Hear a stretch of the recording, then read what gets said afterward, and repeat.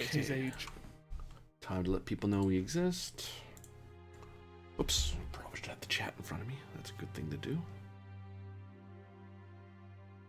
Blue one? Yeah.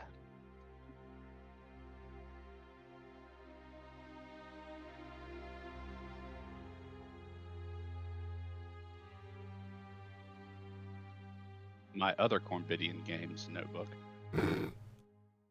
I have my own notebook.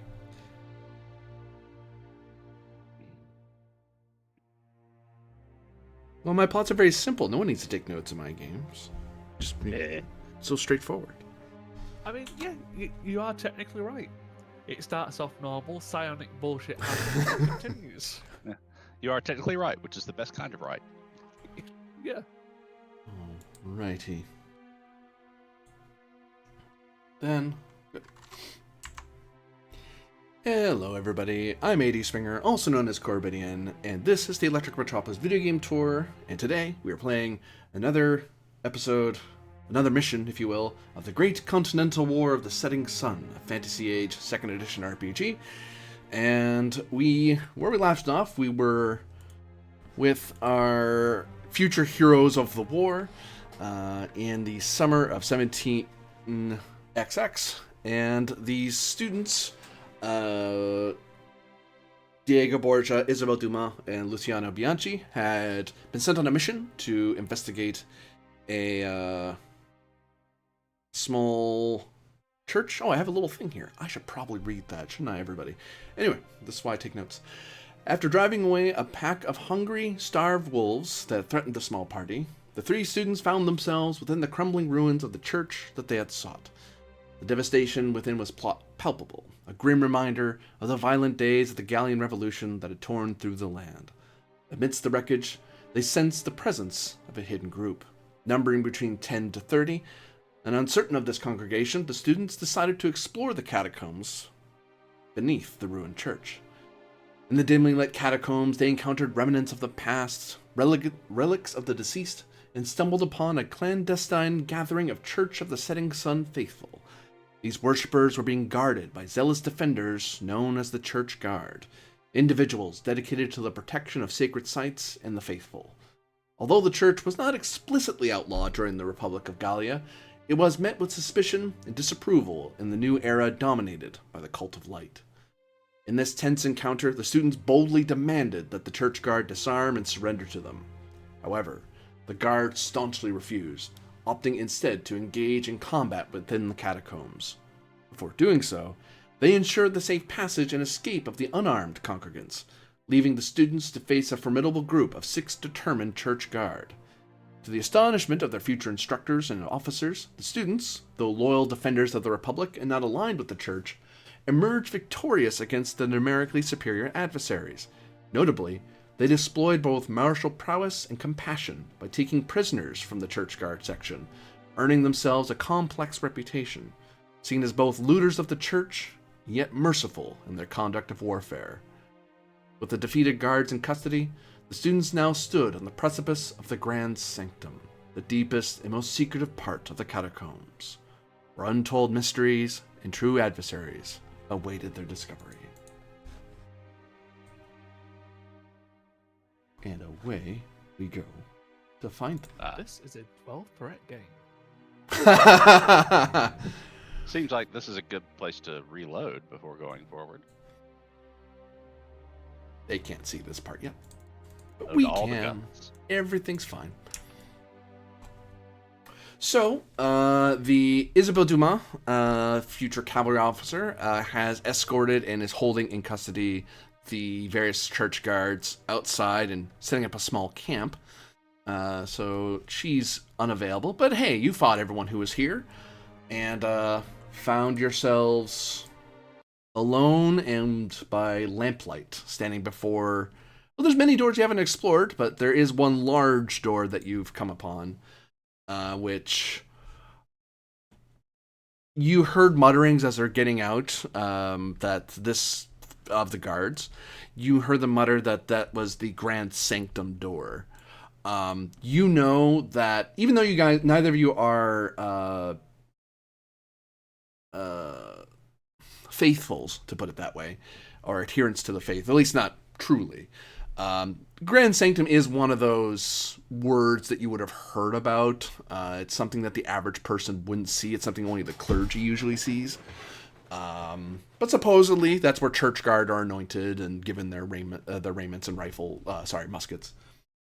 Because when they were founded, rifles weren't really a thing yet. So, but yeah, in the dark you are, with the catacombs around you, and not but quiet. Diego, Mm. before we enter the Grand Sanctum, should we try that other door off the main corridor? Actually, no. So we don't have something behind us? This one? Yes. Sure. I think we should 100% break the platinum symbols off the tops of these sarcophagi, not to mention that, we were told that there were potentially famous weapons or some junk in there. Well, we can collect all of that on our way out. Yes. Platinum. Why not? You come upon a closed door. Is it locked? It is. Let me see if I can pick it. You hear a jingle of the key ring at your belt. I'd forgotten we had keys. I I will use the keys to pick this lock. Yes, I'm using its actual key. Hey, you happen to have the catacomb keys that the guards had, so yes, you're able to unlock this door. Okay. Let's shine our little lanterns in, see what's up. You see a corridor. Do you wish for me to proceed first, or do you? I do not think it matters. Let us proceed. I have to find my Spanish accent. So. I'm just sticking with nondescript European. My name is Antonio Banderas. That is my Spanish accent. I have to lisp a little bit, but I am Antonio Banderas. Si, senor. You find a door, senor. So I'll use these keys to unlock this door and see what is on the other side. Please do.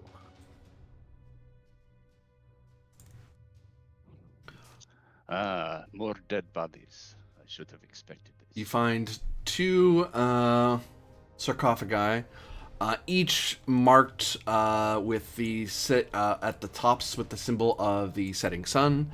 These ones in gold, and then the names of those interred therein. These were the previous. There were regional church leaders, abbots, that were interred here because they happened to be from this region, along with the various burial items that were with them. Regional church officials or abbots. Looks like there's also some Barrels and stuff? other junk, like was in the smoky room. Yeah, jars that have various funerary oils and powders. Okay. Well, before addressing the sarcophagi, let's Diego will search around the room, see if there are any books, chests, anything of particular interest. Give me a perception test. Okay. Oh, that was terrible. You find exactly what you found from my description. Very good. Mind if I attempt it? Because it's not going to be much better. You can certainly try. Yeah, no, you see the same things that Diego saw. Well, at the very least, we know that unless they come back from the dead, they're not going to be attacking us from the rear. Diego will break off the gold symbols.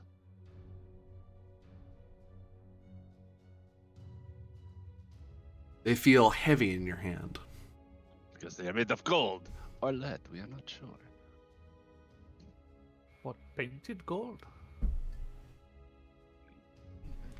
It is the church. They it would not surprise me if some of the higher ups of the church decided not to waste actual gold on the decorations for the dead. But what do I know? see when we get to the light. True. Well, Diego, should we proceed to the final door? Yes, let us go. As you move to, oops, stop. Return yourselves. The door. I'm on fire. The door, as you start to move back, slams shut.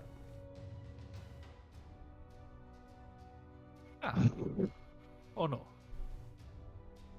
Let us try the key.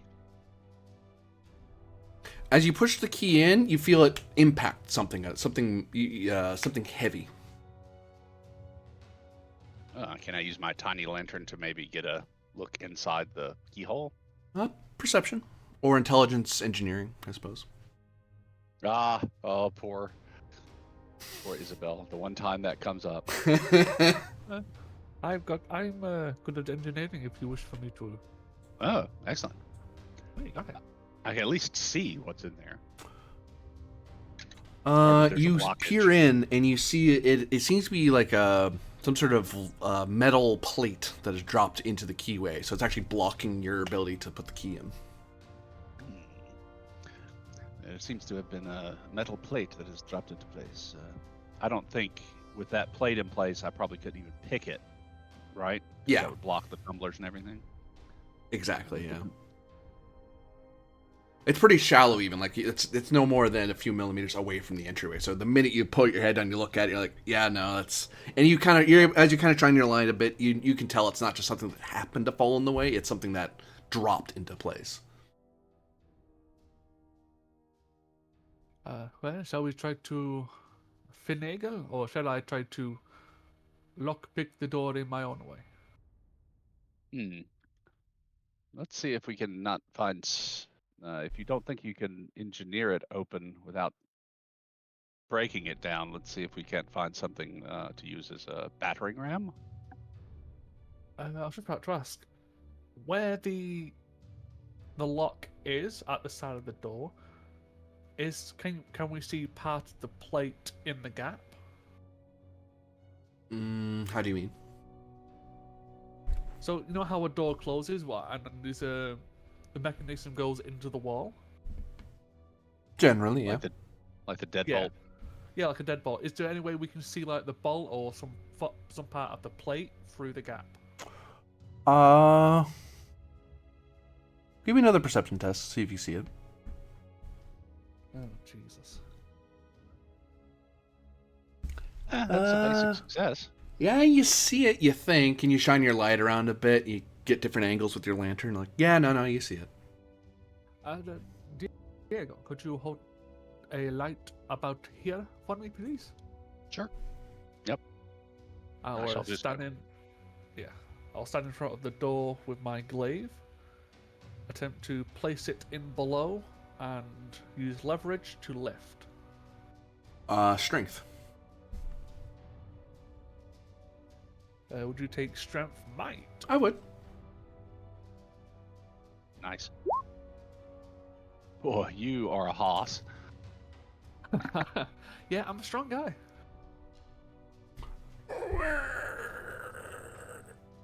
You lean.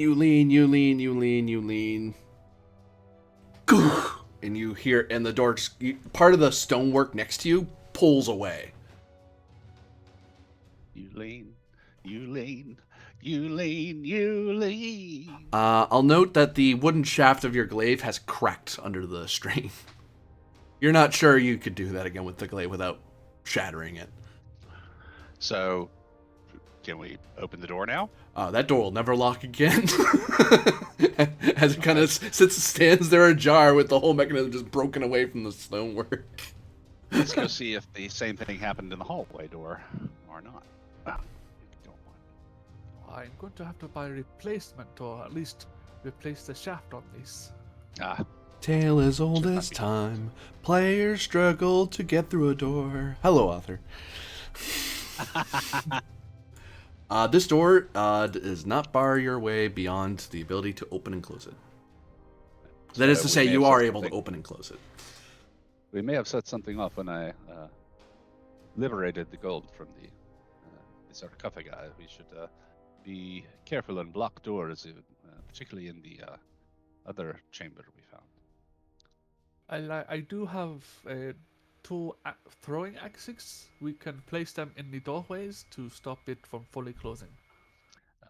Instead of risking the damage to their axe, I say we use the some of the loose stones that are in the passageway below. Remember? Those, Yeah. I about twisted my ankle. Good. It's good. Shall we proceed to the final door? The sanctum? Yes, we shall. Alright.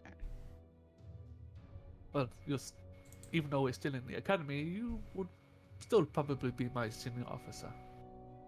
If we're not in the same year, we're the same year cadets. I mean, we're not the same age, but same year. Yeah, so I mean, I think we're equals.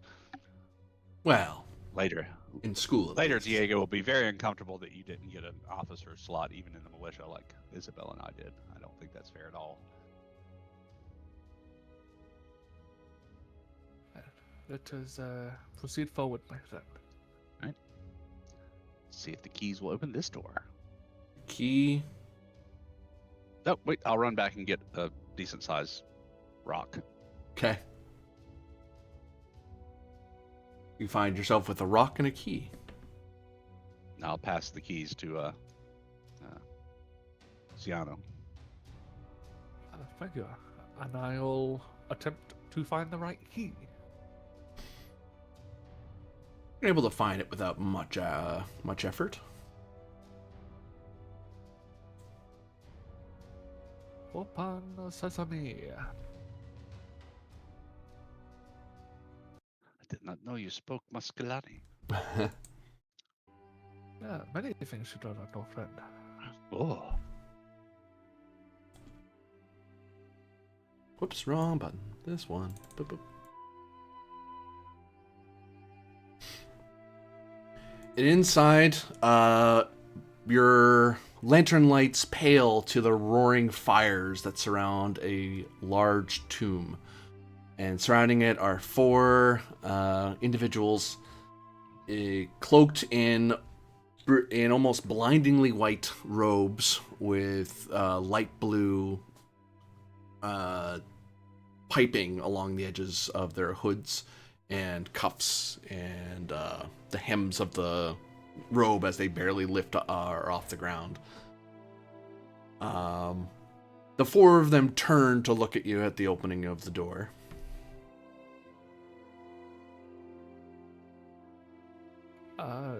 And in the light, what little you can see, you can tell that the four of them, three of them, the one closest to you rather, looks imposingly tall and wide compared to the other four. They almost seeming like a statue wrapped in a robe. The other two kind of shift their feet a little bit and peer at you from their hoods. And the one in the back, you can tell has a rather dark Mustaquilani complexion. Which I will note in this setting that the Mustaquilani are not. They have their own version of the faith. They do not. They generally don't practice the faith of the setting sun unless they're from Wenelani. Wenelani? I always get that mixed up. I'm the one who wrote the darn thing. no, Winalani is Wenelani, yep. me. Yeah. Because Wenelani had the Mustaquilani landing, so. He's either Wenelanian or he's a apostate from the Mustaquilani lands. Are you sure you're not meaning Wislani? Because Winalani's where is Diego's people. That's the place in between the Ascoman and Gallian, or Almanian and Gallian. Okay. Yeah, they had the Wenelani had long ago, like you weren't even born yet. Okay. It would have been your grandfather's time, like almost a thousand some years ago. Well, not even that far. A couple of centuries ago, maybe, where the Mustaquilani had conquered what was Wenelani, but they were driven back by one of the Holy Wars. Okay. Does Diego by chance recognize the dress? Intelligence, religious lore, or history, perhaps, lore. but Military lore? no, these aren't military uniforms. force? Okay. Not best stuff. 10, not quite making it. 10 tells you that these are raiments of the Church of the Setting Sun, of some version. You're not used to the hoods being up and everything, or you're used to a lot more jewelry hanging about the neck or about the wrists, or someone holding a scepter, that sort of thing. These people look a little more severe in their countenance. I will address them in trade tongue. Are we in the consulate era? Yes, you are in the era of the Gallian Republic. Okay. And consulate era, you're right. The first consul who is yet to be emperor. Right. Greetings in the name of the Revolution and the Consulate of Gallia. What is your business here? Give me a communication check. Persuasion? You can try, yeah. 14.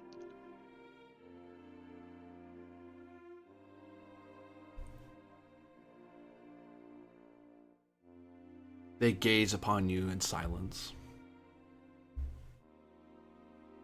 Are they armed? Perception.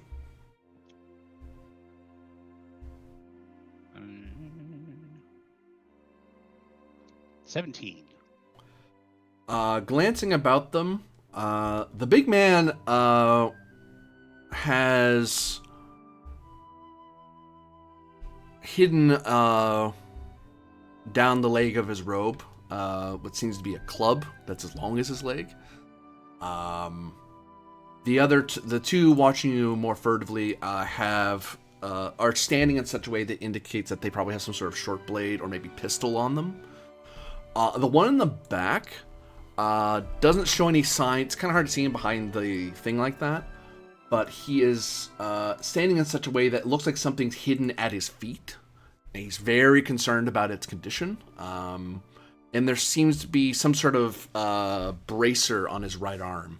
You can't tell exactly what it is, but it's a weird bulge at his right arm that he's making an effort to hide. But they're not armed with rifles or muskets or anything like that. They seem at best one of them might be armed with this one. Whoops, this one might be armed with a pistol. Okay. Did they answer my question of what they're doing? They stare at you quietly. Okay. I will offer you the same opportunity we offered the palace guards, no, the temple guards. You may stack your weapons and leave unharmed. You may surrender to us, or you may choose to fight.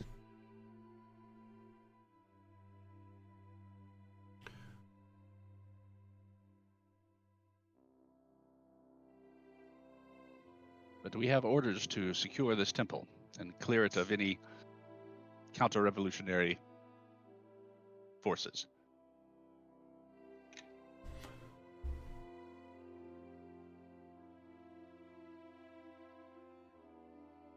We recognize, says this one, that Setting Sun granted authority to the one true queen and her lawful heirs, and not the traitor military that turned his back upon the sun.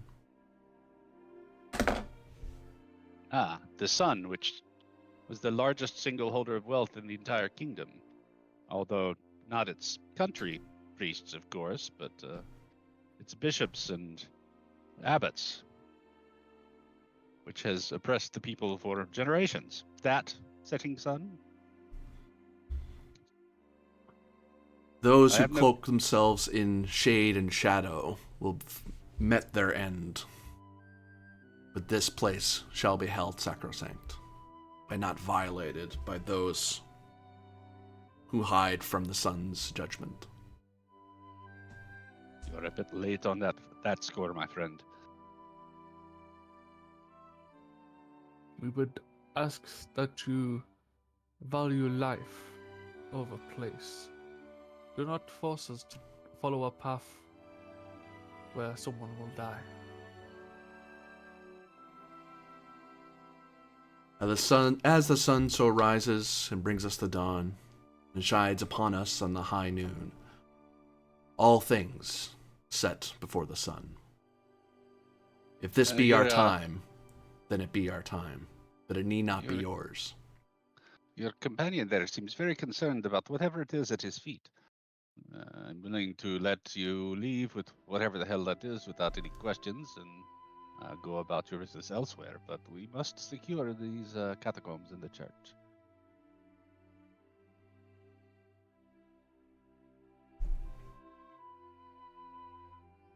Even should you manage to defeat us, there is always a risk of something you value being damaged in a fight.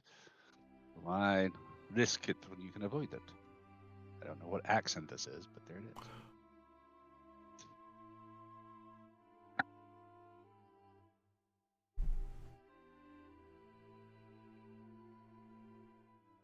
How can we trust them? How can we trust them? Says the guy in the back. And the guy who's talking to you kind of makes a calming gesture. Not a furtive one, just a very somewhat dismissive, but also you can see he's trying to... It seems a familiar gesture that he's had to do. I could take the both of them. No. My word is not good enough. Perhaps our actions will speak for us. We allowed the congregants, I suppose, to leave unharmed. We offered the guards the chance to surrender, and when they chose to fight, we did not slaughter them, but took them prisoner. Well, we did defeat them, but we are not bloodthirsty killers. We are servants of the Gallian Republic. You are revolutionaries who would reject the sun, would shed blood upon its holy soil.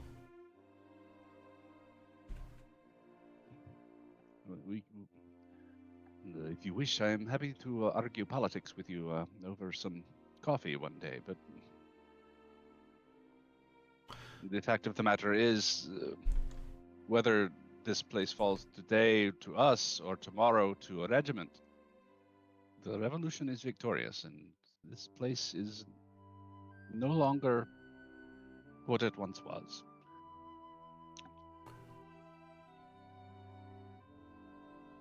From this place,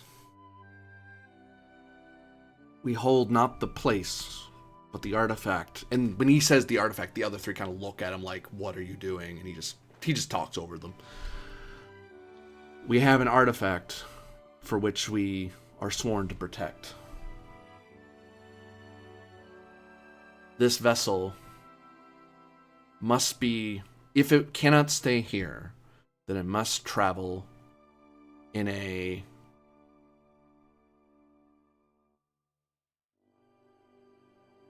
suitable vessel.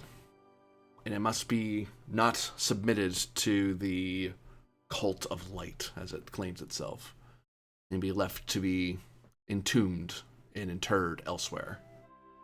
But if you come to steal this thing and loot it from us, then we have to defend it.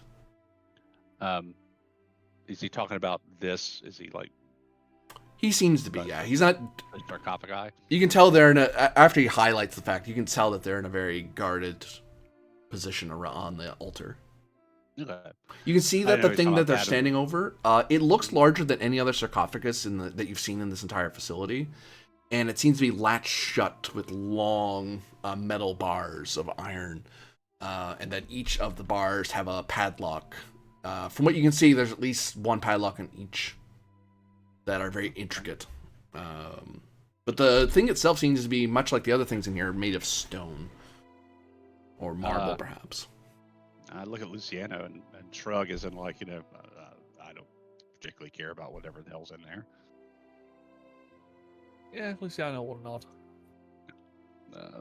Then by all means, take your artifact and go. There's plenty enough else here to feed us for years as poor students.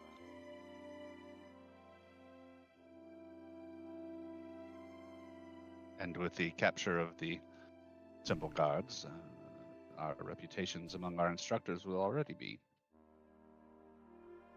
better than they were. If what you speak is true, then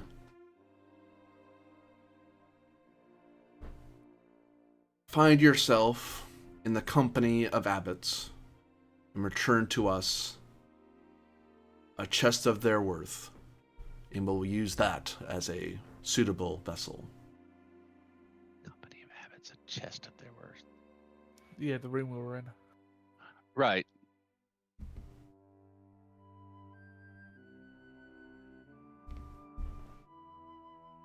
I'm not sure exactly why we have to dig the ditches for these guys. Yeah, it seems a bit.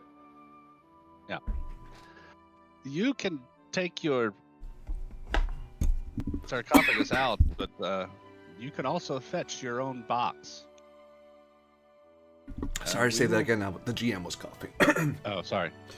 My friend, you're welcome to take your artifact out, but you can also fetch your own box. We will not molest you during this maneuver, but we're not here to dig your ditches.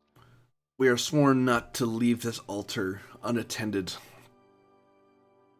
and unguarded, and since you have deprived us of our church guard, we are at the last stand, the final bastion to our sacred heritage. Well, if two of us can bring you a box, then two of you can go get a box, and the other two can stay and guard the artifact. What is to save you from simply taking advantage of even numbers and seizing with your greed and glory? Why not show a sense of humility and bring to us what we need? You're too young, you're too strong, and it should take you little effort or intellect to find. If we wished for this to turn hostile, we would have already. Your When it black comes powder to- does not scare me. Yeah, The bullets the it guy throws holding the definitely glaive. should.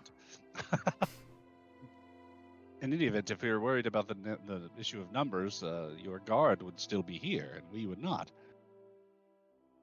Hold you on my word that we will not molest you as you go and fetch whatever box you need to encase your artifact to take it out of here. Give me communication again.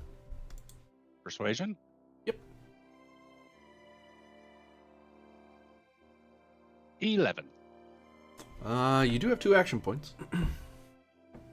I will spend an action point. I'll spend 2 of them for some reason instead of 1. Yeah, Why? for I no hate good myself. That did not help, GM. Choose to live, quote unquote. Imhotep, locked in a sarcophagus for eternity with a curse. Not quite. They're not in Egypt. They're not in Mustakulani. They're still in Gallia. Wait.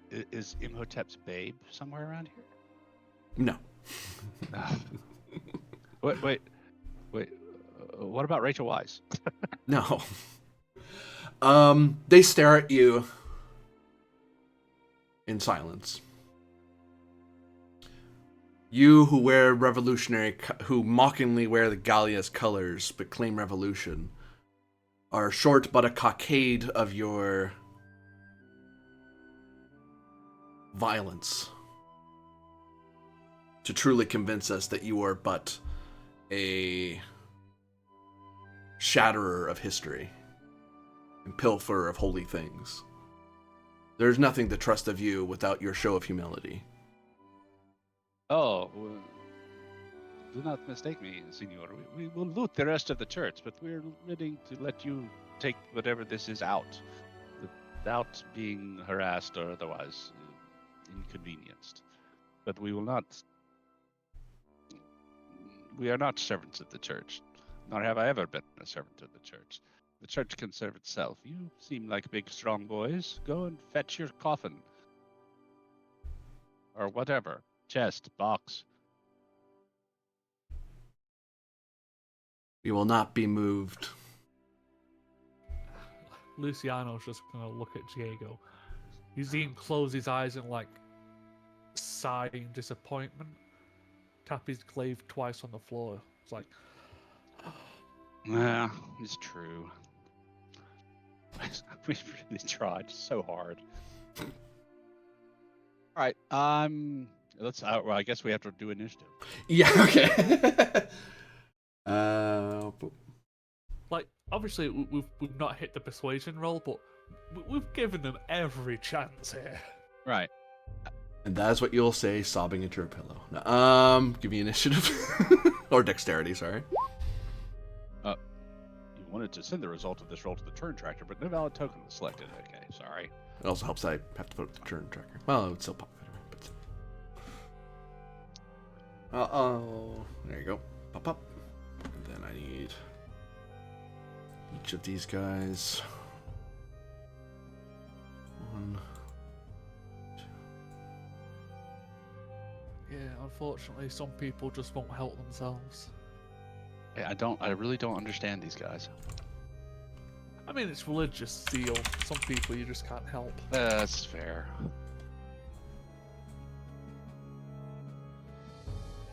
And these are the kind of people that would, drive an ox cart full of manure into a civic building. Well, it's gunpowder age. An ox cart full of powder kegs into a building.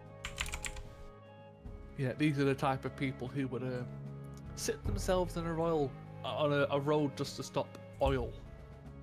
Do you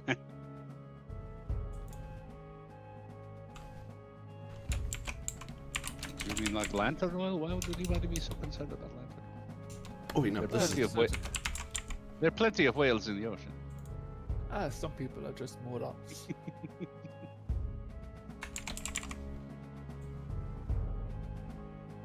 No. I need to pull...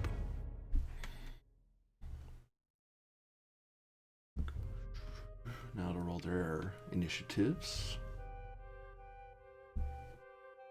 There they are. Scroll.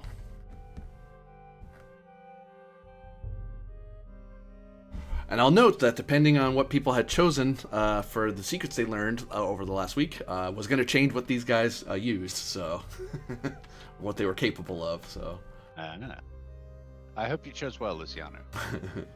I mean, I'll tell you what I chose. It makes no difference. No. I mean, because I'm pretty sure out of character we can keep it out of game. Yeah. Yeah, I chose that all the stories of elves and dwarves and dragon stuff were just stories, but that once upon a time there was a great big continent-spanning empire, and that there was somebody named Solara who had something to do with the final fall of that empire, but that like her miracles and all that were exaggerations of what she actually did, or completely made up in later centuries to bolster the church's power. Yeah, mine was that Saint Solara wasn't initially Gallian by birth, that she's initially from Mustacolani, and that's where the flames of rebellion started against the Empire, until obviously Gallia claimed that shit. Ah, she was Persian.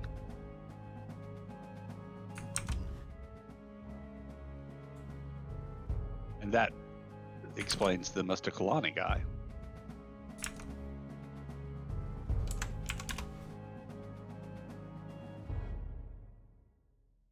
Somebody's quick on the draw.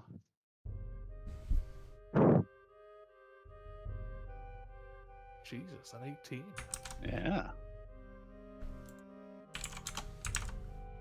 I can't expand that to see everybody. Yeah, there we go. oh god.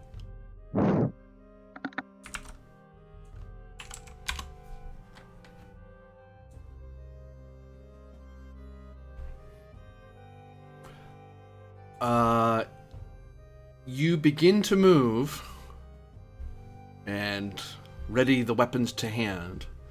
And you see the Mystic Kalani man reach down, and you hear a spark noise and a sizzling noise.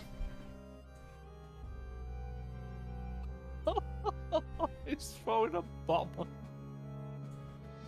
Or he's gonna blow the place up. Yeah, that was their major...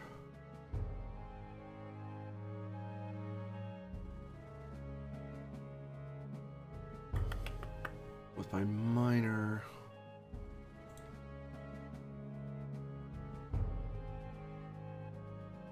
I get to you? Well, getting to you won't matter. No, getting to you will make you not want to shoot, though. But you can move away. So, you have... You both have black powder weapons, so it's better that they move, that he moves.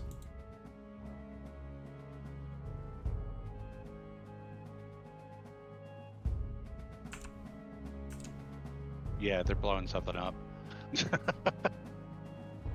Person these races stairs... up the stairs and partway up this stairway here. Yeah, this is a upper level with a like balcony. Yeah. Okay. Big boy there slams one fist into the palm of the other hand, and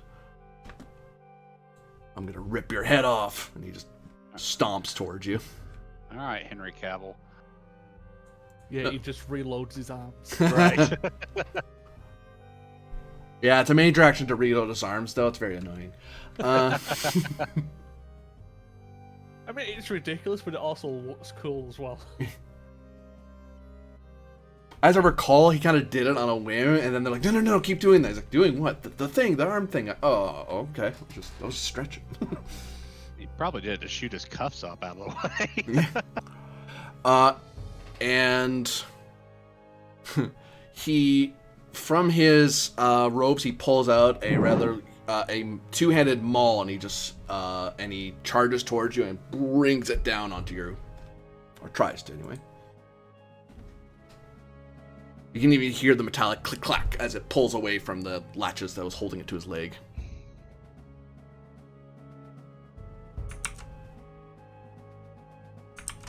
Uh, 17 to hit you. Yeah, that will hit.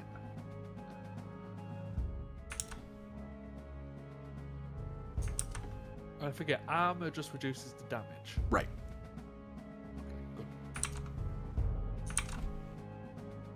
13 damage. I take 9. As it clambers into your armor, and wow, that you can feel that resonate all through your chest from how hard that hit.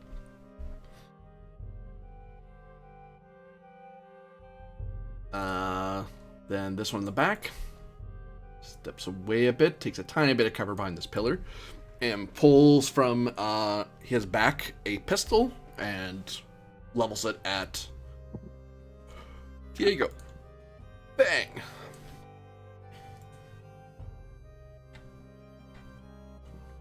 The loud echoing pop noise.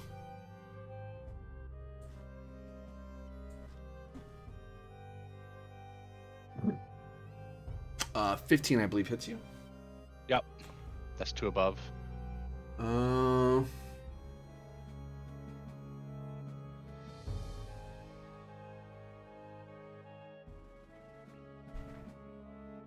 He is going to skirmish you back 2 yards. As he kind of clips you in the shoulder, and you kind of are sent stumbling back to the door you came. Still open, but you kind of stumble back from the hit. And the pistol does not a ton. 1d6 or something. 11 damage. So I eat 4 of it to take whatever 4 minus 11 is. 6? 7? Okay. The turn falls to Luciano Bianchi. Well, that escalated rather quickly.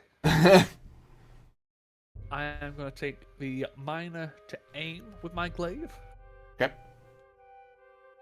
And I will attempt to strike.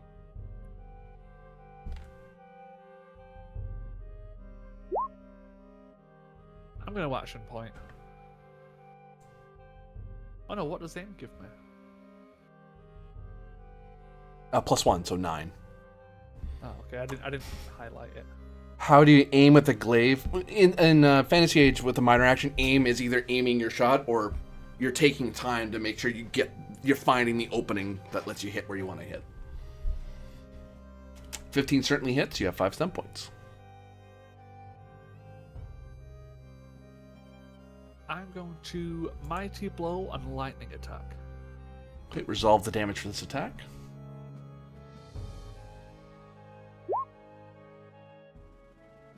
So Nice. we'll do an extra 1d6. Nope, wrong. Jesus Christ, I do extra 1. Well, I mean, you didn't roll a d6. So. Oh yeah, Jesus Christ. Yeah. Roll for me a single Do an d6. extra 4. There you go. I'll roll the right thing eventually. You slash into his mighty frame. He kind of turns with the hit a bit with a practiced ease, but you drew blood, and you did feel a bit of resistance as you feel yourself. You see a tiny trickle of blood come away from your glaive, and you actually notice that underneath his robe there is a metal plate that you clacked against. But you hit so hard that it went kunk and dented through it, and then cut some of his skin. Like the plate is not a proper like plate mail sort of thing. It's kind of thinner, meant to be hidden under robes, for example. Yeah. So it only helps so much. What does lightning attack do? I can just make a second attack. Yep. No, aim doesn't count for the No. lightning attack, does it? Just normal. Okay. Yeah. You're just stab again. And you kind of had to. You spent a lot of time pulling your blade away to try to swing again. He's able to step away. I might action point again. You can. Like we're currently outnumbered. If we can get rid of one quickly or Yeah. hurt one quickly, the better. So I'm gonna re-roll it. That hits.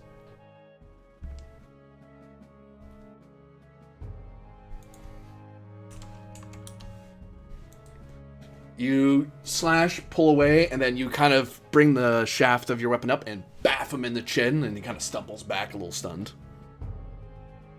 But he kind of shakes it off and glowers down at you. Not so big now, are we? That's me.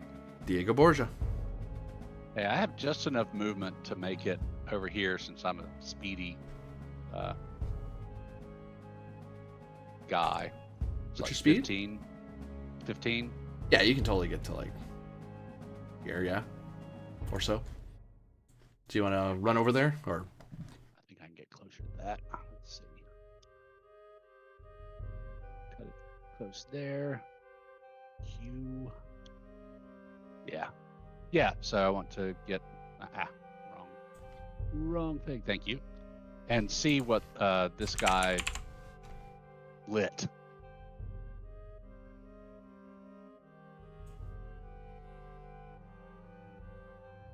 Oops.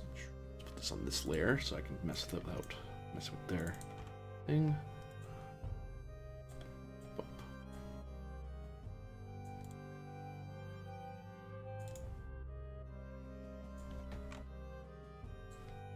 You see a tiny red barrel that has a lit fuse. And you can, now that you're this close, you can smell gunpowder out of there. All right, I'm gonna pluck the fuse out of the barrel and toss it away. For my major action. Major action. Activate? Well, there's a test. I'm trying to think what test you're doing. Dexterity, maybe? Yeah, I was debating dexterity or intelligence. I'll go with dexterity because you're just doing a very simple physical action. All right. Now that you've said that, I won't try and convince you on acrobatics. Parkour, I disarm. 14. 14, you say? Yes. You start to pull at it, and you feel dunk, as something inside the barrel holding the wick in place, so it's not something you can easily pull out. I mean, that was my major action, so I think that's all I can do. The one who is speaking turns and pulls out from under his robe, from off his leg, as it were. You see a mace with the head that's styled rather impractically as a setting sun top. But those points, I mean, if you hit somebody with it, it's meant to be a ceremonial thing, but you can tell that you would have seen it in churches before as a sort of symbol of authority for abbots and lesser priests. But no, this seems to be reinforced with a bit more heft to be used to clobber people, as he strides over to you.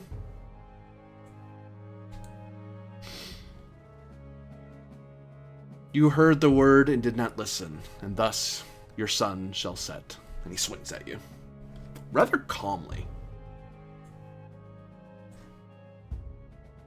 And you can almost taste or smell something coming off of him. Like you're not sure what it is, like some sort of weird cologne or incense he's wearing, but it's a very odd smell. Really great. It's doused in gasoline. 15 to hit you. Yep, that hits. With 5 stun points. That's unfortunate. Mighty blow. And how much does he have left after mighty blow? Not a ton. 1, I think. Oh, it's 2. No, that's lethal blow. That's lethal blow. Yeah.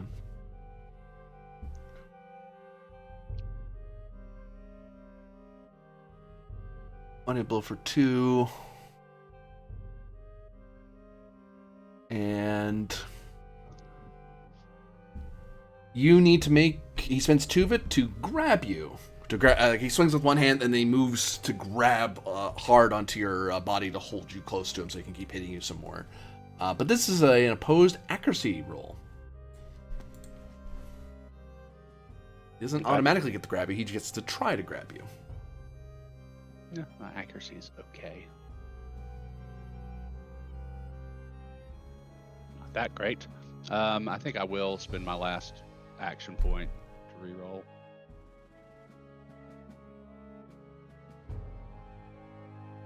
There we go. So 14. But your stunt die is higher than mine. So it's like you kind of wrestle and struggle as he smacks you with the mace. Get off! Get off! As you break apart, that's when he gets that nice. As you break the clinch, he smacks you in the face, and it's like, oh god. You find out, yeah, there's some iron in there. As you see some of the gold leaf kind of peel away and reveal the iron and steel underneath. As you take 9 damage. 5 with my armor.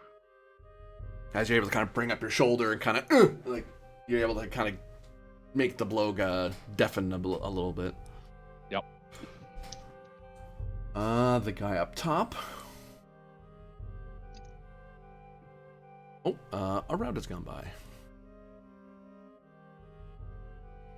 How big is this barrel of powder? Big as your belly, I suppose. Like not your whole torso, but like half of it. Okay. So big ass barrel. Well, I mean, not huge though. Like I think your waist to your middle of your chest, so kind of. It's big enough. It's something you'd want to have 2 hands on. It is kind of a hefty thing. Yeah, Right. it's enough to turn you into a Van Gogh. Yes. or a Pollock even. Yes, so it's big enough. Sorry, I have the wrong symbol. There's actually a symbol I never get to use. So it's a bomb that's slowly ticking away. Oh yeah, nifty. This guy up top will Whoops, I'm in the wrong entry. That would make no sense. There we go.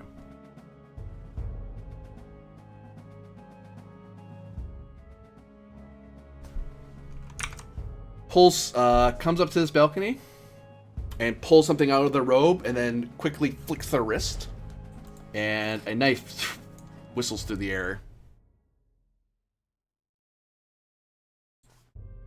Fucking fanatics. 15. Yeah, that hits. With some points. Jesus, guys. Like for us to get some stun points sometime. Yeah. Pierce armor. So half your armor is applying to this damage. Okay. And then...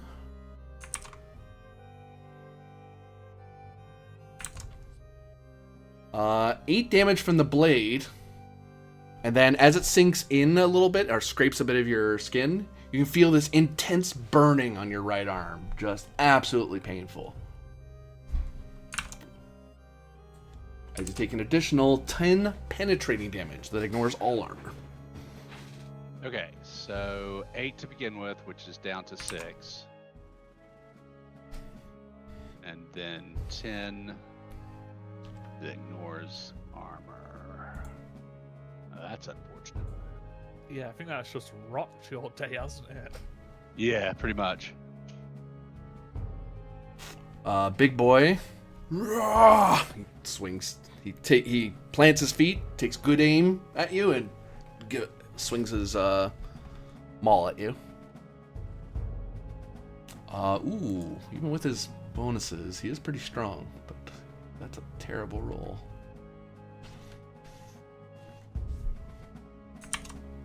Uh, 11. Oh, sorry, 12. 10. That's unfortunate. He will, as he strikes you, he attempts this disarm roll. We make an opposed attack roll.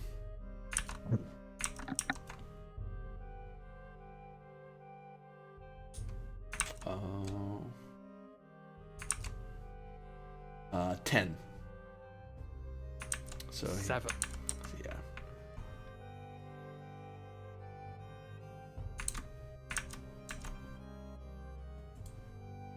Oh.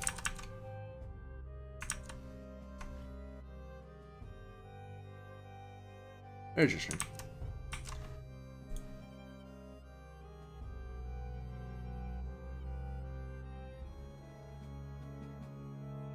Oink. As your glaive is sent flying across the room.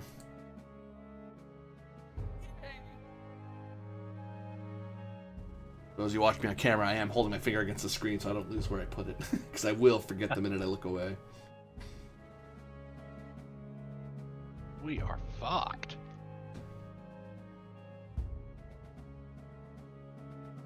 I suppose I could have drawn there, you're right.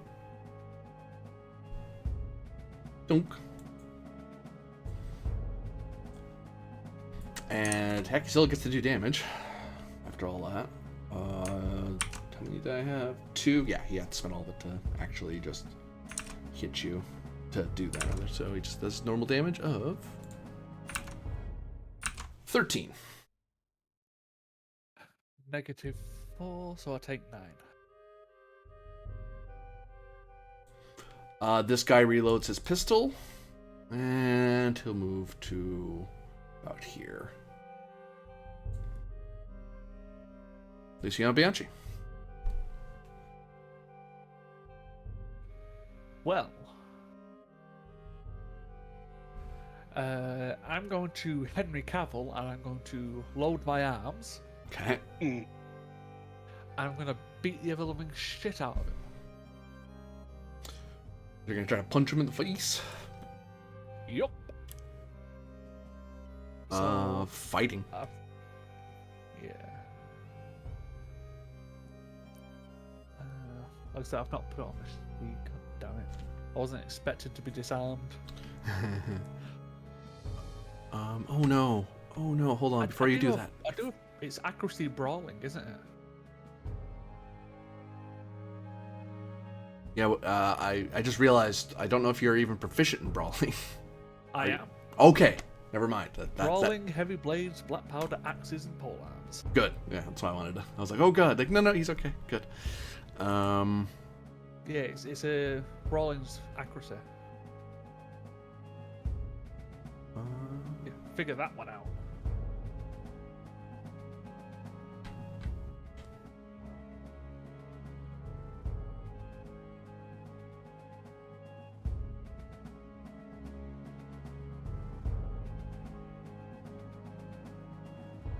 Oh, accuracy to hit, strength to damage. Okay, yeah. Yep. I was like, why does that make sense? Oh wait, you're just trying to hit them, right? I guess it's accuracy brawling in the sense that you have to be very careful where you're picking your shot with a punch, because if you punch in the wrong place, you're not doing anything. Yeah. So I'll roll a brawling check. 12.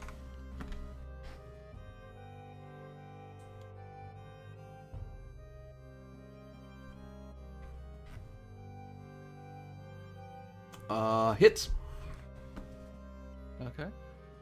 So that's 1d3. Oh. Well, strength. Yeah, +5. God fucking.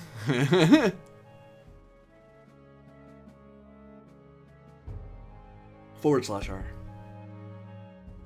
As if I'd never done this before.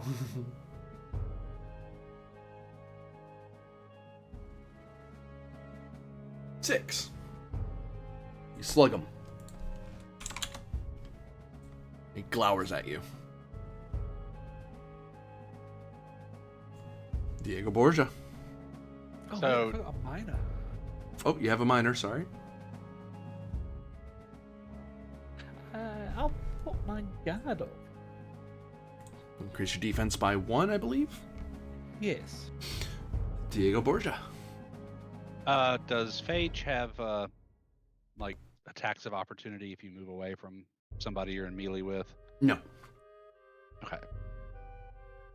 I'm going to move over here, kind of crouch down where I've got a little bit of cover from this boy and this boy.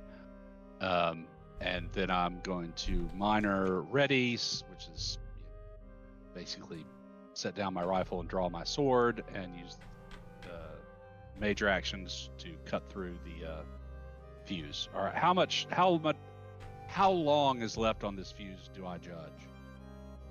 5 rounds maybe. It'd be shorter. Yeah, so I'm going to cut the fuse, like really close to where it goes into the barrel. Well, moving is a minor, I'll note. Ah, fuck me. Hold on a minute. Let me find. There we go. Okay, so I won't move. But I will ready and use my sword to cut the fuse. You are too far away from the fuse. With a sword? If I could reach out and try and pull it out last round, I should be able to cut it this round. Oh, I suppose, yeah, you would have moved close enough to touch up the fuse, so you're more like Yeah. here. He's more like there. Yeah, okay. Yeah, I get you. No. Give me an attack roll, basically. You're just trying to hit the fuse. It's a pretty low roll. Sure. We're just making sure you're not biffing it. Like, if that 5 was a 1, you would have missed the wick entirely. But yeah. Hey, I have an action point. Roll damage. I'm just checking that you're not doing minimal damage. Okay. If you do, That was... it's just a bit of cord. But if you do garbage damage, you'll just fray it. Nah, that's fine. It's garbage damage, but okay. Nah, 8 should do it. 8 cuts the cord.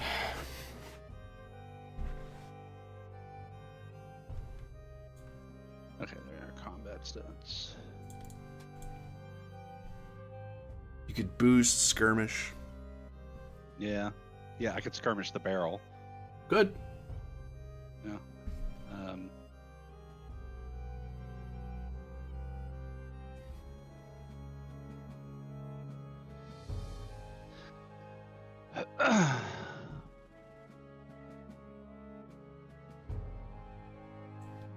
You want to do that?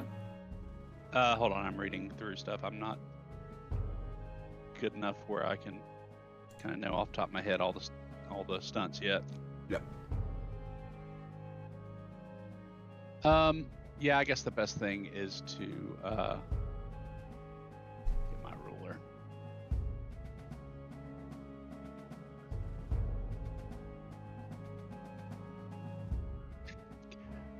You only really move it 1 yard, yeah, because you only have 1 stunt point. Oh yeah, 2 yards in either direction for each one.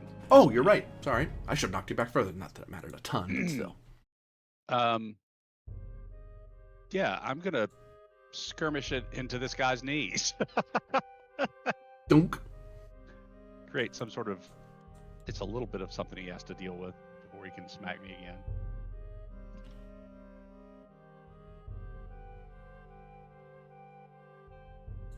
It bumps into him. He sees the barrel. He winces at the hit, and he looks at it. He looks at you. This is all unnecessary. Even if you kill us, you're still gonna have to get your own damn sarcophagus. He sticks his arm into the fire next to him Oh, for fuck's sake! and leans it down to the barrel. Woof. An explosion engulfs the two of you. Oh, fuck me, man. The one guy who you rolled it at is the guy who'd be willing to do that out of all of them. I mean, pretty much it doesn't matter. Diego's defeated. I mean, unless the damage is total shit. Yeah, we have to check that for sure. But, I mean, it's not going to be small enough where he's not. Oof. Got to pull it up. Time to find the damage for this bum, because I didn't know if all the guys you rolled it at, like, no, not him. He's insane enough to do it.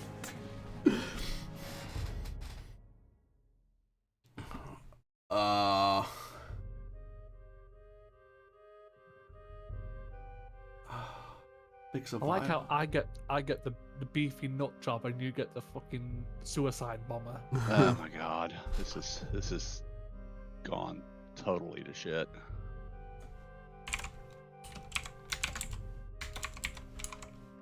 It's as if sometimes we need an adult. Well, I mean, we tried to be the adult and reasonable as these guys were unreasonable. Oh yeah, I mean, Diego's defeated. I have no idea what. Do I take it down to that negative number, or what You do I zero. do? You zero down. Yeah, I mean, I had 6. Oof! You get Diego. Luciano, you see Diego and him, and then you see this insane scene. He liked it, and then oof! Diego sent flying across the room and clambers across the floor, singed and burned all over, and goes. He's not moving anymore.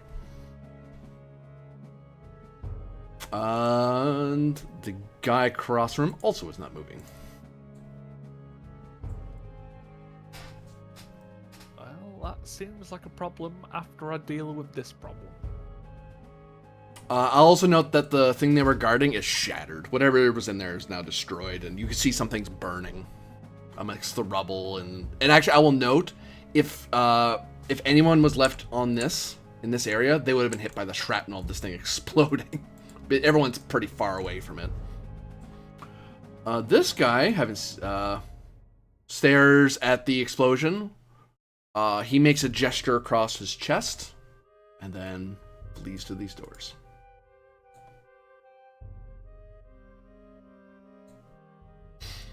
The guy in front of you looks back, looks at you.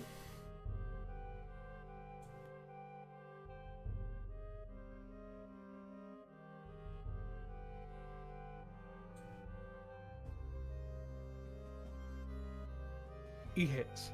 He latches the club back to his leg and begins to walk away from you.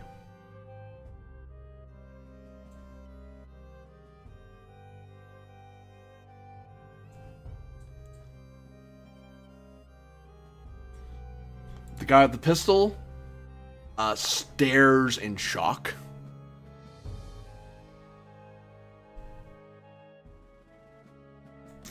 Ooh, I don't think you do what you want to do, friend. I think something bad's happened to you. 1 second. He just watched his friend blow up. It's not in a great place at the moment. But their willpower's pretty good. Not that good. This guy drops his pistol and slumps to his knees and just stares at the explosion. Luciano Bianchi.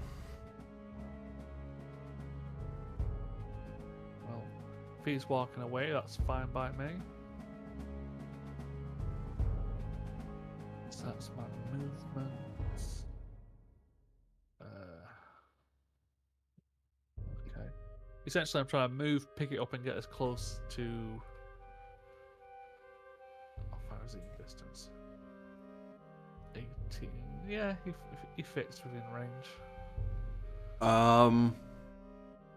It would be a minor and then a minor to pick up your weapon. But the question I have for you is, are you falling out of combat? Because these guys seem to be getting ready to withdraw. Well, two of them are. Well, one of them is trying to withdraw. The other guy just seems they're just not home anymore, and the other one has fled. So I don't know if you're gonna pursue them or you're gonna tend to your friend. My primary is to make sure Diego's alive. Ah! Whoops, I broke everything. I can't change the music. 1 second.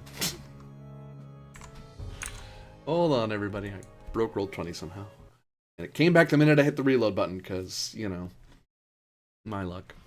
Because Roll20. Yeah. There we go.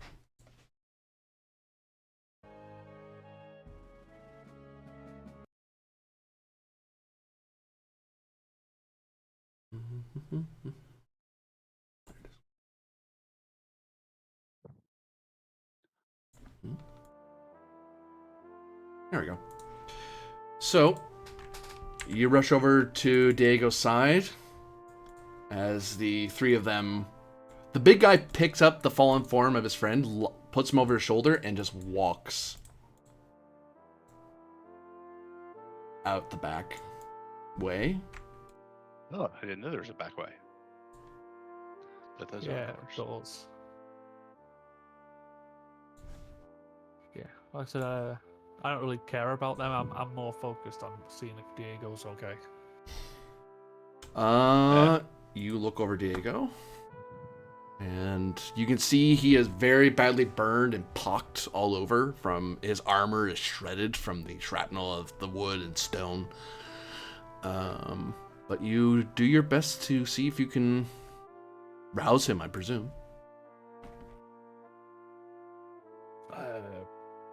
Communication leadership? You can give me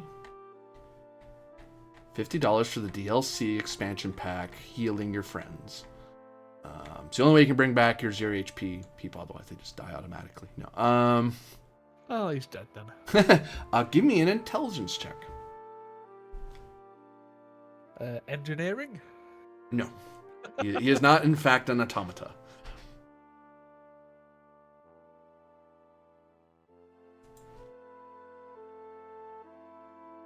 Well, and it also depends on what condition my attacker put on me. Oh, so it did come through. Right. Yeah. What? Oh. Diego, you are roused to a total of 6 HP. Yeah, I think I'm gonna take a breather. And as you're treating him, you hear and you just finished and you see Diego's coming together. You hear a bang go off in the room. Yeah, you don't need to explain that one. Nope. Oh my gosh. What happened to knife thrower guy? he ran. Oh. Yeah. Wow, I believe the a question was morale- asked before that guy made a noise. So their morale just broke after that one guy blew himself up? No, those two left willingly and took the fourth's body. Uh-huh. His morale broke. Oh, okay. In other words, the GM decided not to kill us because we have to be alive in the future. Either you can give me a perception roll as you see what's remaining in the tomb burning away. You might see what was in there. Cool. 13 with 3 stunt points. Now I get stunt points. I see how it is.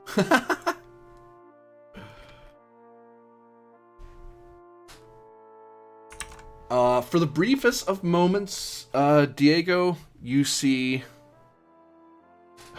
medicine is a specialized class of engineering. One is fixing organics, one is fixing everything. Duct tape is helpful for both. Not sure about WD-40 in medical task. Well, unfortunately, this is historical fantasy Napoleonic era, so duct tape isn't a thing yet, nor is WD-40. So those options aren't available to them, unfortunately. To be fair, I think Ninurta actually had a value that was something like that. You see the barest glance of a banner that was covered in a field of setting sun emblems. Although you think it was setting, it looks kind of like setting sun emblems, but the iconography is wrong. Like you might think it almost looks like a setting sun emblem, but it looked odd. But whatever it really was burns away in the fire. The original Muscolani. Well, I'll spend that 3 for extra information. Yeah, that is not in fact the emblem of the setting sun, but the ancient symbol of the sun at high noon. An ancient symbol that is not used by the Church of the Setting Sun. It is used by the Muscolani faith, which I have to look it up again.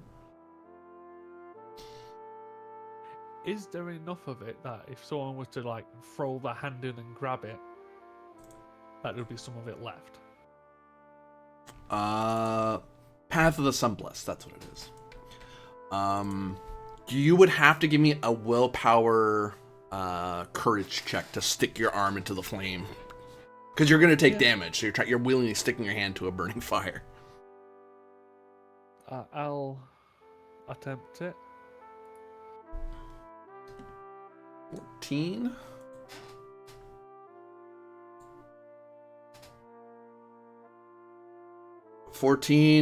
You stick your hand, you try to stick your hand into it, and take 9 penetrating damage and yank your hand back. My gosh. You can try again, but if you balk, you have at most 2 more tries before whatever's in there is burned completely. But if you fail, you'll take the penetrating damage anyway. It's just that if you fail, you take the damage and don't get the thing you're trying to grab. Yeah, I've got one more try. So fingers crossed. You reach in, 7 penetrating. Oh my god, I got one more try. Wait, just let it burn. It, that's one less flag that the religious fanatics allowed to fly. I don't know why they weren't willing to get their own box for it. And with that last reach in, you're able to brave through the flames and take 5 more damage and pull the last bit of the banner away. A mere handkerchief. Huh? I'm out. He stumbles back and passes out with the last remaining bit of the thing in his hand. His arm is burned completely from like shoulder to fingertips. All right, what do I have to do to try to help him now that I'm all the way back up to 13? Intelligence. Healing. Okay. How about military lore? No. I know all sorts about how people got hurt in the military. You know how they got hurt. You don't know how to fix them. How about bash them with the wrench? That's an attack roll and would kill the character. 13 with 5 stuns. Gain 6 HP as Bianchi slowly comes to. Let's see if there's anything I can do.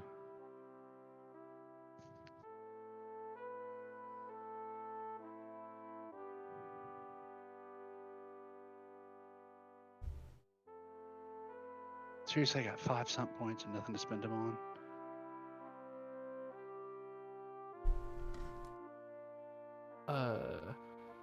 Stuff like efficiency, insight. Sabotage. Sorry. Extra information that we got it out. There's extra information on the banner. Well, it's about healing you, though. Yeah, that's what I'm looking for.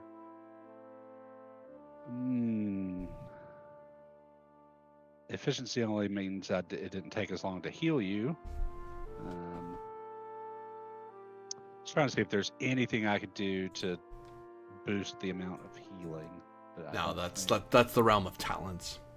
Yeah, that's kind of what I was thinking. Yeah, I could impress you. Tell us, pay attention. Sway. Okay.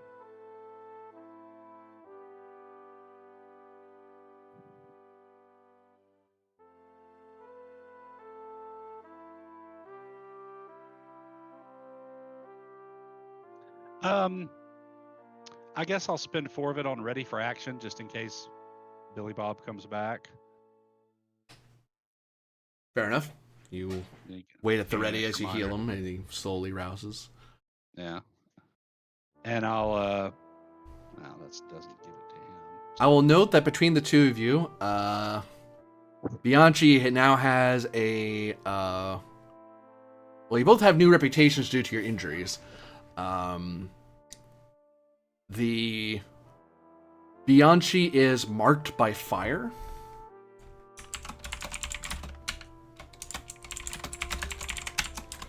Which will be of use when dealing with Church of the Setting Sun or Path of the Sun followers.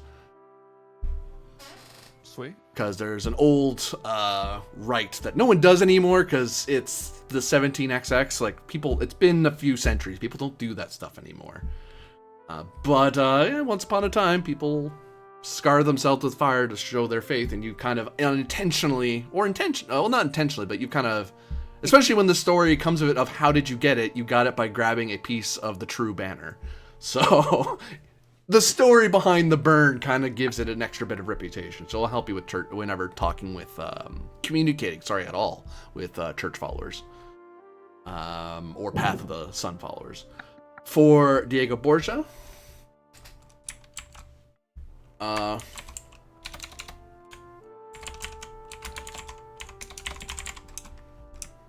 you are blast pocked, as in you have pock marks of various blast pieces that peppered you across the face and shoulders. That will help you with anyone who deals in explosions or artillerists, because you're a person who was near a large explosion, and usually it's sort of a mark of... It's a mark of foolishness, but also by a lot of soldiery, but by among artillerists and engineers and some old school grenadiers who still remember when you used to throw grenades. It'll help you with communication tests around them because they recognize it as a mark that you survived an explosion, which either means you're very tough or very clever or very lucky. All of which an artillerist's prizes, but you will have a penalty when dealing with non-artillerists because you look kind of either spooky or foolish. Because artillerists and grenadiers are kind of watched carefully. So the regular infantry will either be scared of you or dismissive of you. But hey, you're alive. And... and I can argue that the regular infantry would not be. When I was dealing with military personnel, they wouldn't be, because in that day and age, everybody got blasted. I suppose, yeah. I guess non-soldiery. That makes more sense. Yeah. You're right. Because, artillery's... black powder is such a common thing now, yeah. Yeah. I think, even if you were just in the infantry, the black powder from the frizzen would start pocking that side of your face when you were firing. Mm-hmm. All right, well, that didn't go so well. And Bianchi, you have fragments of the true banner of Solara. What's her name?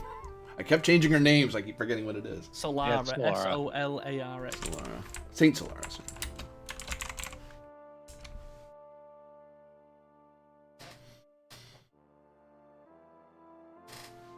As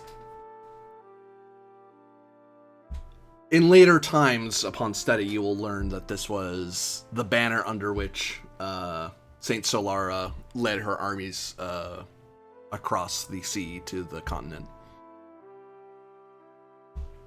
Well, I've already thought of a cool thing to do with that fragment. What you gonna do? Well, considering I have an arm, well, it's essentially just burned. What I was thinking about doing is, if there's enough material, essentially put it into like a cuff around the wrist. Oh, cool. Like, the average person is not gonna know what the fuck that is. Yeah, fair. Oh, like you're gonna, yeah, it's like handkerchief size, like just enough for like a symbol to be visible. Yeah, So basically just tie it around his wrist. So were I you, I would take a breather. Yeah, I think I'm gonna do that. More. Diego will grab his stuff and check these doors carefully. I've got to find Take a Breather book. It's in the pins. 5 plus Constitution plus level and health regained.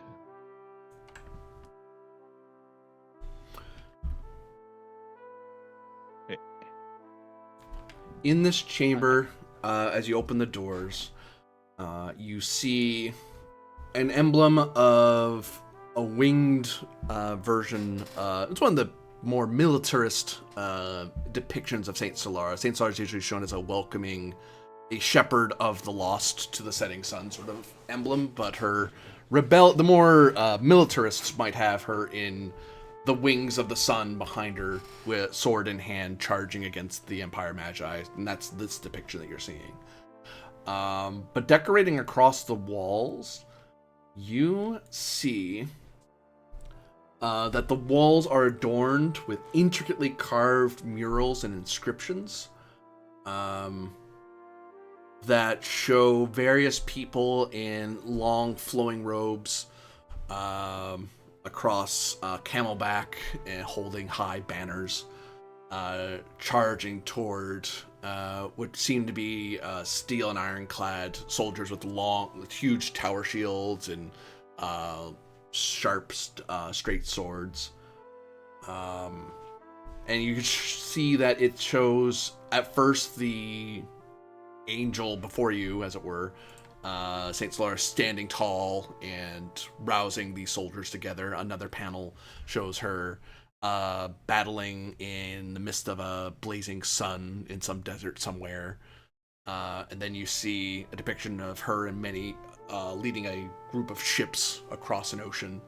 And then another one where it shows her fighting those same people again, but instead it's over rolling green hills and with a city backdrop nearby, which you would recognize as Lumerburg because you've gone to school there. Although it's the older town, like the old town of Lumerburg, not the newer one that's expanded outward over the centuries. And in the last panel, you see the banner that's in each of the emblems being laid to rest in its own tomb. And you see that the tone is a lot dimmer. Like there's a lot less color to it. It's like they used much more darker paints. It's not that it faded. They willingly went instead of bright gold and greens and reds. It's a lot more subdued, as if the light of the sun was not as present in the world. What was put in the tomb? Well, it seems to be a banner. Ah, okay.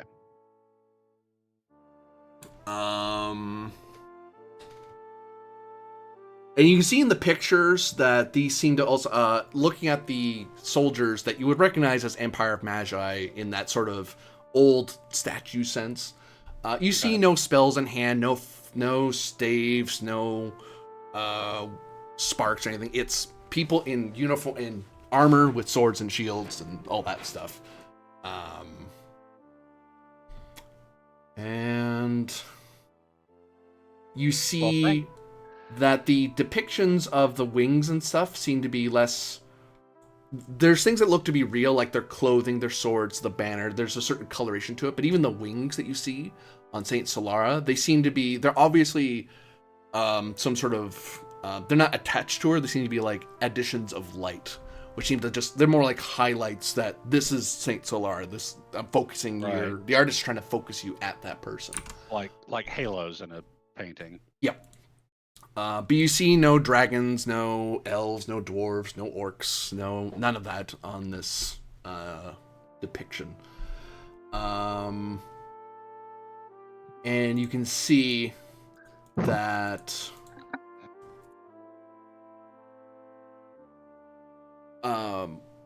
this, despite its age, this thing must be centuries, if not a millennia old. It is all free of dust and decay and rot.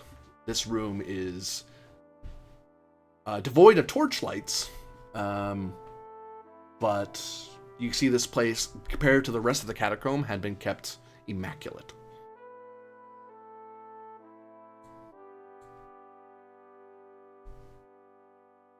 You see no sign. Oh, and lastly, sorry, you see no signs of those followers. Well, let me search it, see what's here, and see if I can find the trapdoor or whatever. Perception. 13. 13 is not enough. You find no secret passage. You're sure there must be one, but you're not sure where it is.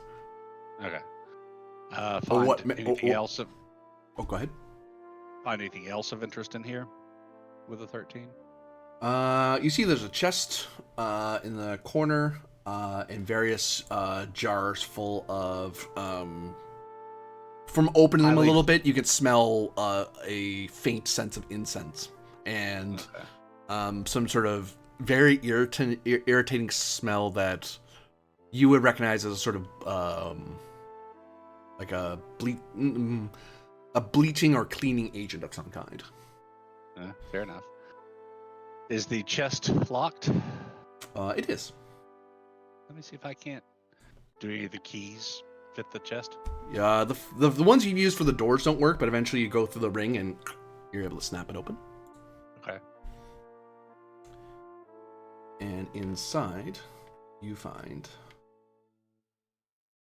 various old coins. Ooh, I like various old coins.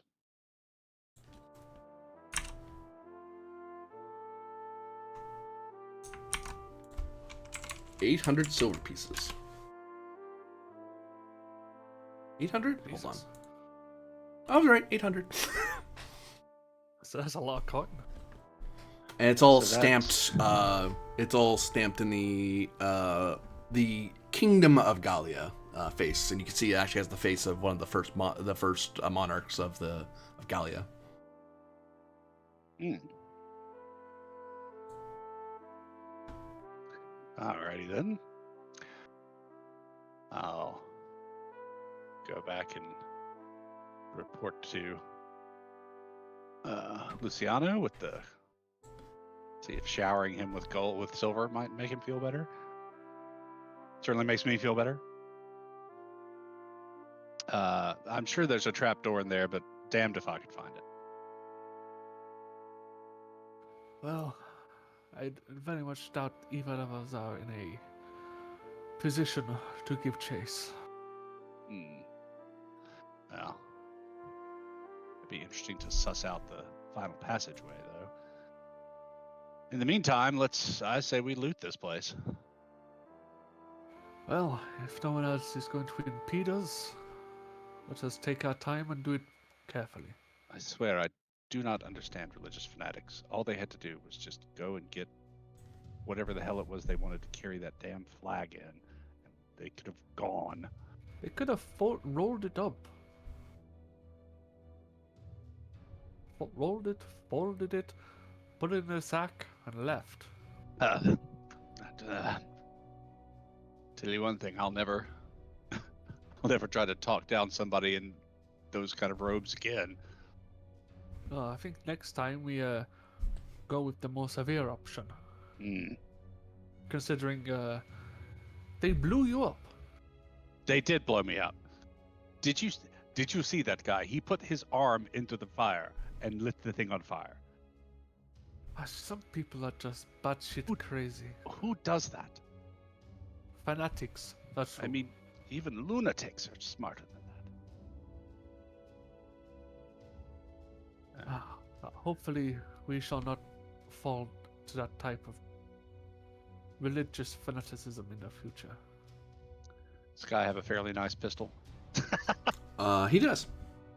Okay, yeah. Well, at this stage, we've secured it, and now we're going to loot it. That's right. In good Republican fashion. You have the pistol itself seems to be made of a very high quality wood, and the metal that makes up the barrel and the trigger mechanisms and everything seems to gleam in a strange light. You're not entirely sure what it's made of, but you can see as the light plays over the shaft of the pistol, you can see the faintest glint of etchwork that highlights what seem to be flames that are erupting from the base up toward the barrel. Oh, that's fancy. Yeah. Add that to the loot sheet. What else has this guy got on him? Anything interesting? He has some coinage on him, you monster. Hey, we didn't You're the say one- we weren't gonna. Yeah, look, we've been marked by fire and blast pop, so 4 silver pieces. add that to the pile. We're now at His 10,034 robes. silver. Nah. Target practice. You can see he has some heavy leathers underneath his armor. Under his robe. Yeah, if they'll fit me, I'll take them, because God knows mine got blown to shit. Yeah. When you take off the armor, you recognize that this was not a man, but a woman. And it seemed that they, as you can see that they seem to have very tightly bound their chests to kind of, hold them in place largely, and also to fit underneath the armor a little more effectively. Well, it's probably not going to fit me. And you can see across their collarbone, there seems to be a tattoo in dark black, which it seems to have the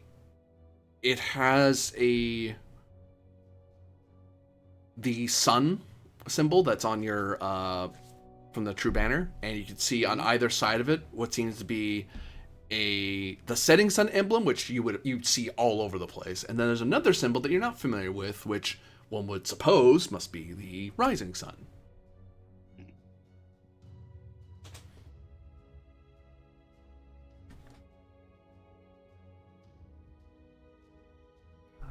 Such a pity, waste of life.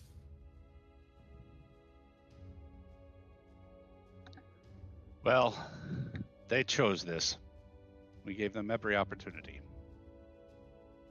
I'm just sorry I didn't make a better showing. I was too preoccupied with trying to keep that thing from blowing up, and I didn't even manage to do that.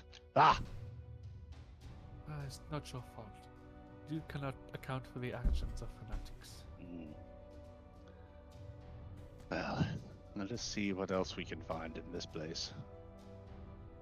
So yeah, let's look. Yes, all the coffins, please. This one with the platinum stuff. Yeah, we've got the gold room, the platinum room, and we've got like the 8 smaller The ones smoky in room. here. Yeah, and the smoky room. And the smoking lounge.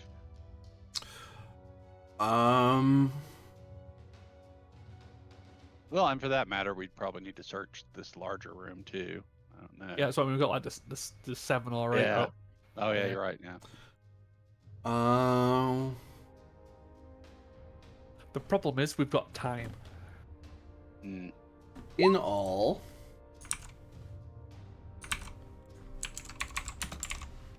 you find across the entire facility, plus what you already found in the special chest in the back, 1,200 or 1,200 silver pieces. Jesus Christ, we're loaded. Yeah. Yeah. Sure, he'll take it away from us next time. Oh, and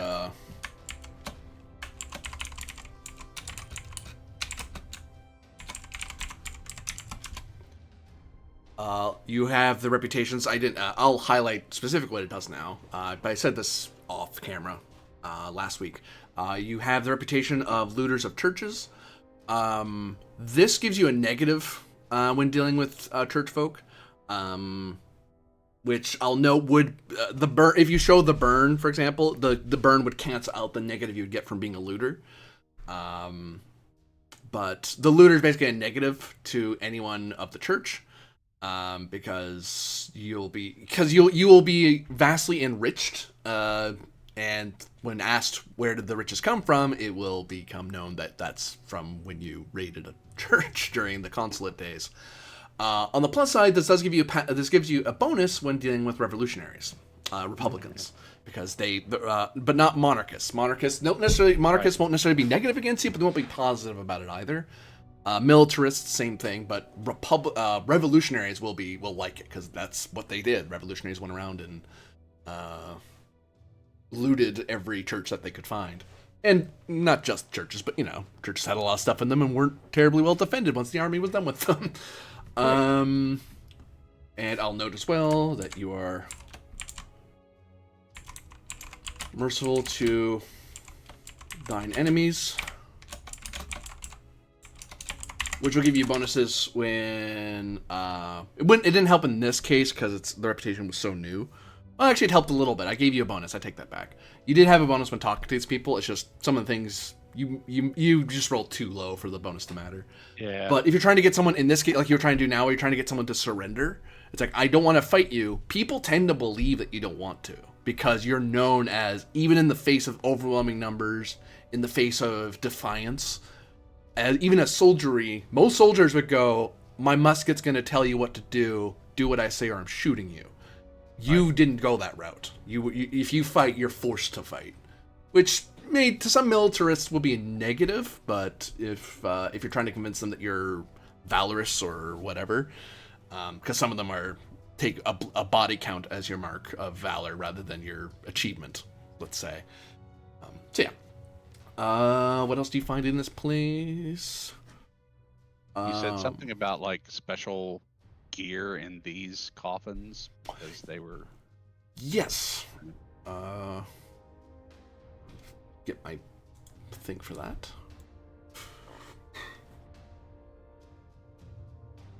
Yeah, I will note that was a very difficult fight for you to win, even with the full group. Those guys were very difficult to fight. Yeah. I was not expecting to win the fight. Yeah, once it went sideways, I figured we were probably pretty screwed. But we did our best to not have to fight. Yeah. Oh yeah. Your first move wasn't let's gun them down. It's like hold on, let's try to talk them out of it. Right. Well, I said I only went all in on the first guy because if we could drop one, it could have helped shake the others. Yeah. Well, and I probably shouldn't have gone for the fuse. I was afraid the bomb was so large that it would just lay waste to everything in here and wherever we were. But well, no one accused us of making good decisions. That's true. I'll note while I'm at it, the pistol that you took, the one of the right pistol of flames. There we go.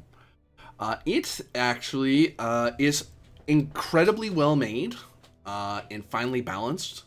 Like this isn't the mass market or mass build sort of things. I mean, in this era, a lot of things. This isn't industrial, but like a lot of them are made to be quick and cheap. That's what the army wants. As long as we can get it out and it fires and it works, then great. Right. But this one was crafted for this particular person. So it's not as good as it could have been because you'd have to find an armor to make it better to fit. It's weighted a very certain way. But despite all that, this was made by a master armorer. It's probably one of the few in the world that exist for how well made it is. To which, it's not at its full capacity because you need a master armor to balance it for you, but it is.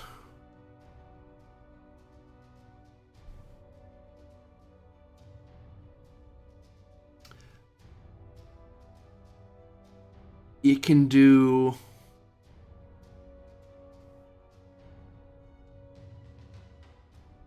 Mighty Blow at 1 stun point instead of 2.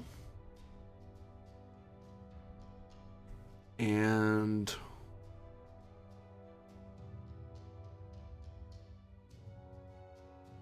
seize the initiative for 3 instead of 4. Damn. So it can do Mighty Blow and seize the initiative for 1 stunt point less than normal. Yep. I'll note if you do seize the initiative with it, that's the weapon that's in your hand. It has to be the one you're drawing out. Because that's the reason you're seizing initiative faster, is because it's balanced in such a way that it can come out and be loaded almost immediately. You get the feeling it can. There's other abilities in it, but it's the balance is just off enough. It's screwing up whatever it was the armor intended. You'd have to take it to an armor to figure out what those things are. Well, but possibly we'll see if it is balanced properly for Isabel, since she too is female, so maybe it will work for her where it doesn't work so well for Diego. So I'm just gonna for now leave it in the group loot list, and then Isabel can see if it's perfectly balanced for her. I mean, could be.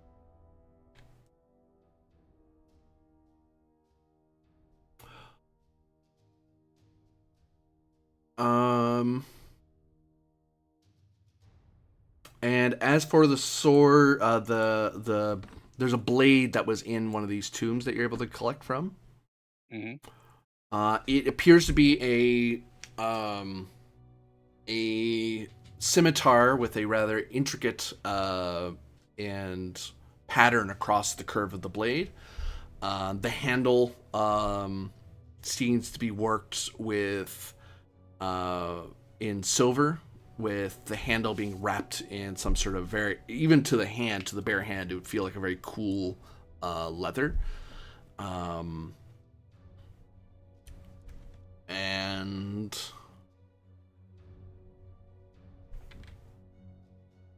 it reminds you of a blade of one of the companions.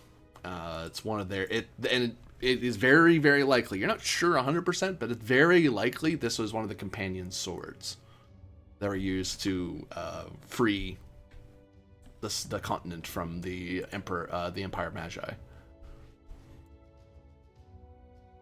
To wit, it also grants you the ability of a talent. 1 second. Yeah, what does it fall under? Hold on, I'll look that up. I'll look that up first because it's easier to find. Yeah, because I'm currently looking at weapons and I don't see scimitar. It would fall under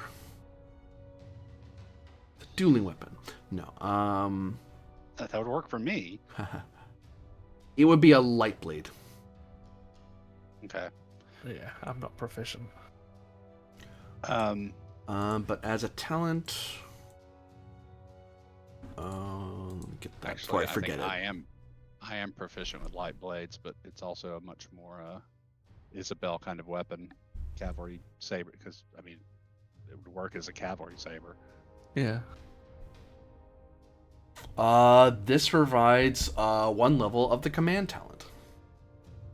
Oh, that's sweet. Because people would see it and would kind of be reminded of their church lessons of the scimitars that freed the world, sort of thing. So it's a very commanding looking blade. So like novice level in command. Yep, and if you have a novice level in command, it gives you +1 more. So if you're novice, it moves you to expert. If you have expert, it moves you to master. If you already have master, it's a nice blade to have because there's nothing beyond That's it. a pretty good one, Jesus. Yeah. I will note that talent will work for most militaries you would ever lead. If you're leading a pure revolutionary force, it will do nothing. They'll ignore the blade. But your average infantry, like the ones you'd be leading in the future, they're mixed. So generally, most militarists will respond to it, if not religiously, but they recognize it's for its military history. That Right. reminds them of great general. Like, the companion who wielded this was a great general. You'd have to look it up with precisely what they did, but like these were people with overwhelming odds that won. So, which is kind of a nice image for a lot of even militarists who are more secular. But revolutionaries will disavow. They'd want this thing destroyed as an icon of oppression,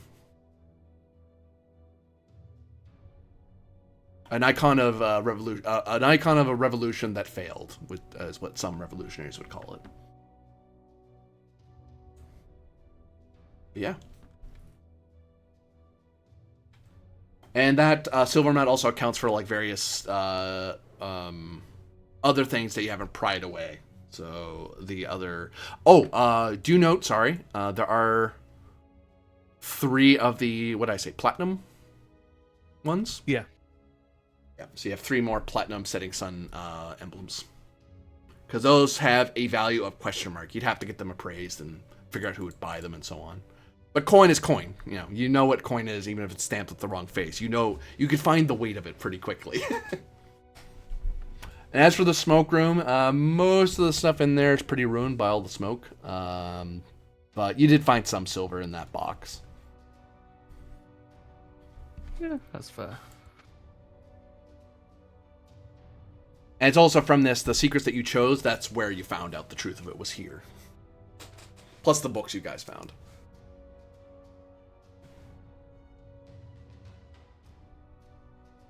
Yeah, so even though Isabella is guarding the prisoners, a lot of stuff that we found is suitable for her. Yeah, I've got everything in the loot list.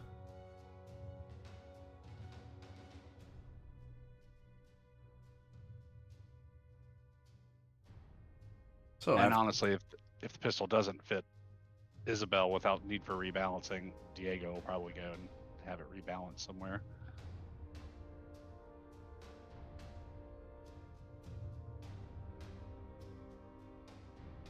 Luckily, I'll get enough money out of this to buy a replacement weapon. Yeah. I get another haft. Weeds. So what did the 2 of you do after you're done combing over the place? All right. Do you want to see if maybe you can find the trapdoor? No, I'll give it a go. I can't promise anything. Yeah, it's worth a shot. Way we can say we've swept the whole place. I'm guessing perception. Yep. 12 is not enough. You're not sure where it is, or how to reveal it. It's the other way to put it. Yeah, unfortunately, I don't know, Diego. All right. Well, I guess we go out the way we came in. I'm thinking so we've searched the place thoroughly at this point, right? Yeah, you revealed all the rooms, I believe. Yeah, so all rooms you revealed were searched. Okay. Which is the entire catacomb. Yeah. So yeah, I guess we go back up top. Don't think we searched the entire Whoops, church wrong on the one. surface. Sorry. I don't think so. We we need to look in the upper floors. Yeah. Off in the distance, that way to the south, you can see the campfires. Nice. I'm assuming our campfires. Yeah. Okay. Yeah, let us search the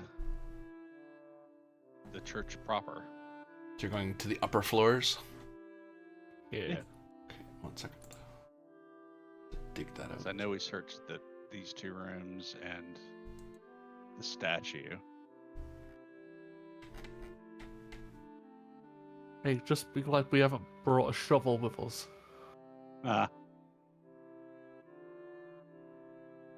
Because you can guarantee that shit used to happen. Saint Solara will never drown, according to this statue. Oh, there it is right there. One moment. Ah. Oh, wait, I know what's wrong. Boop. Boop. Scroll down. Pull this here. Then... Oops, wrong layer. Try again. This one. And then we pull away the grid. Boop. I said boop.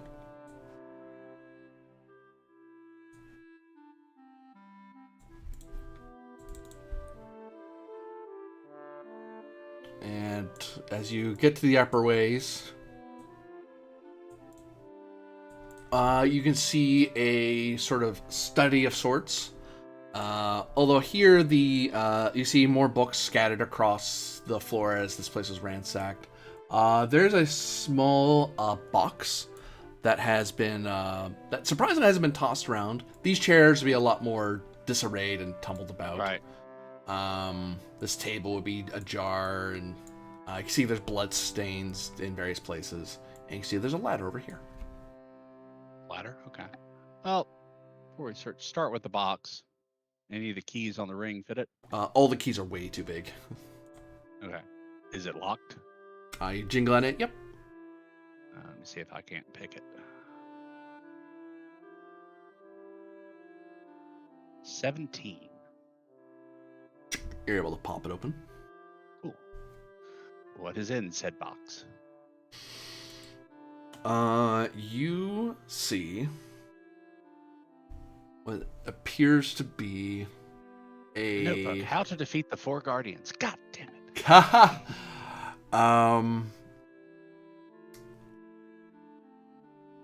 It seems to be a small booklet, and aside it, a small pouch.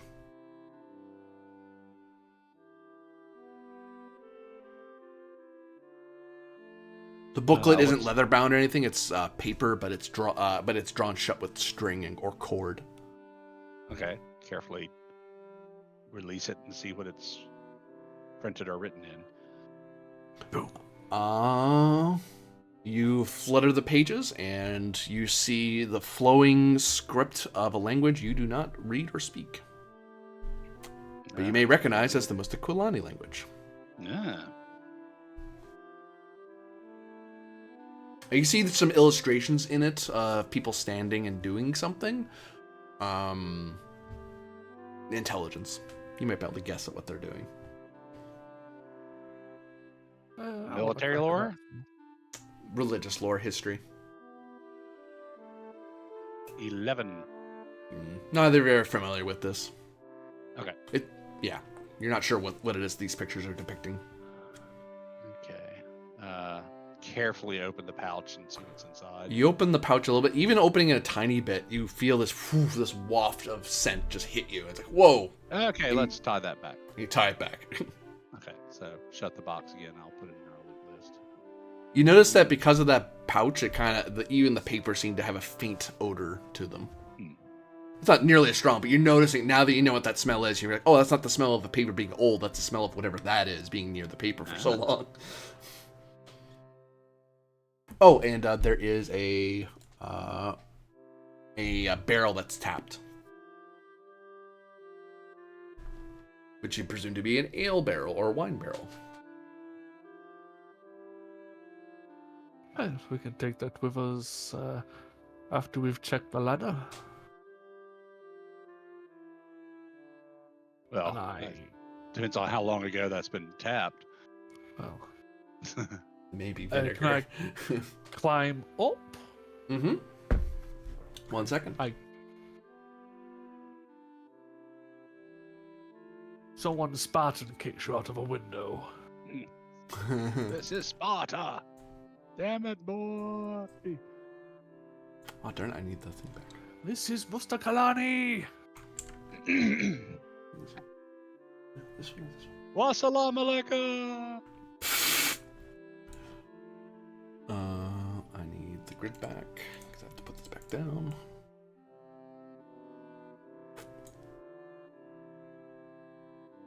Then player.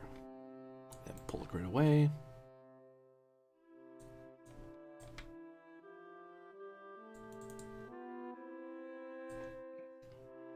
Yes, we loot the bell. Yeah, you find yourself at the bell tower. Is anything hidden within the bell?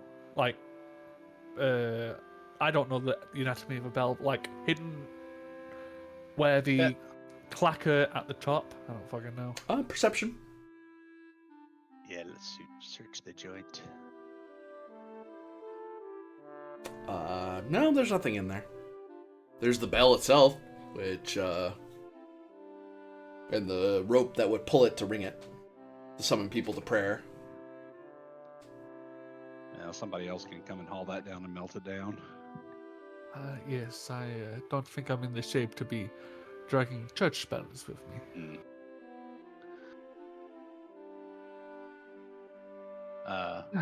However, being at a high vantage point, Diego will take an opportunity and kind of look in all four directions and see if,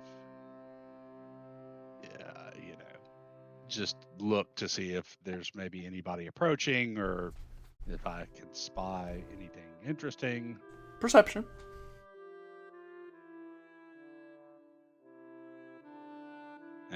Nope. Yeah. The only thing you would see is you would be able to confirm that yes, that is.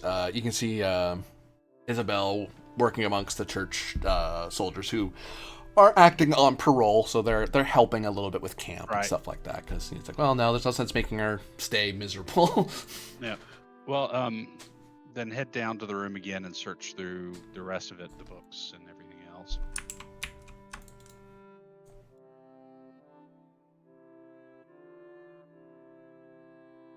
Give me an intelligence roll to see if there's any books that are worth noting.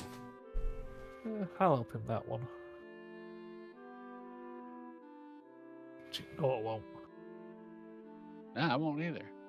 The two of you find some very simple and common books talking about what the weather's going to be like as of 17XX a couple years ago, or almanac kind of thing. Yeah. And another book is about how to clean your glassware,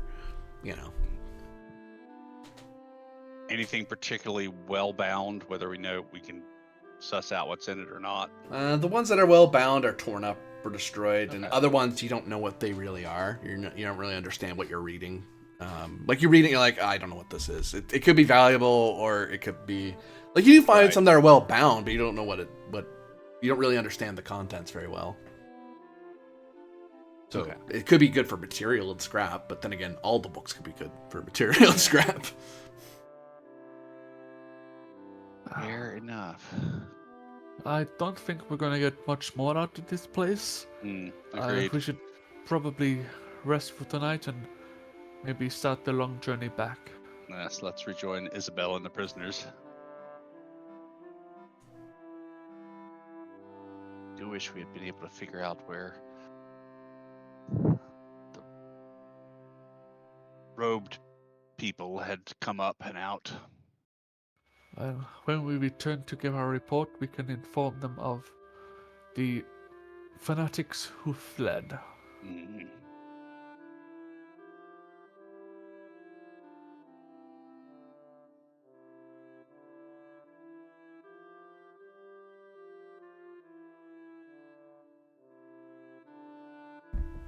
What, pray tell, do you do?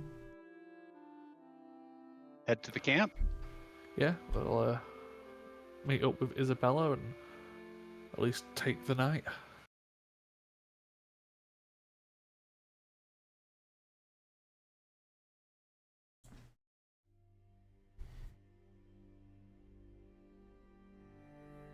Gives us more hit points back if we sleep for the night.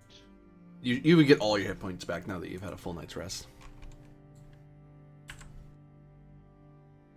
Yeah, I mean, like, when I was fighting that guy, I went down from 35 down to 17. Oof. Yeah, I was down from 32 to 6. The morning light comes, the dawn raises, and your camp breaks. As Isabel's taking charge of the church prisoners.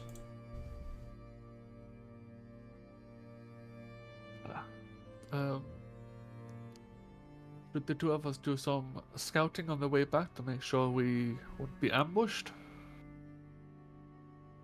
The two of you could range ahead, yeah. Now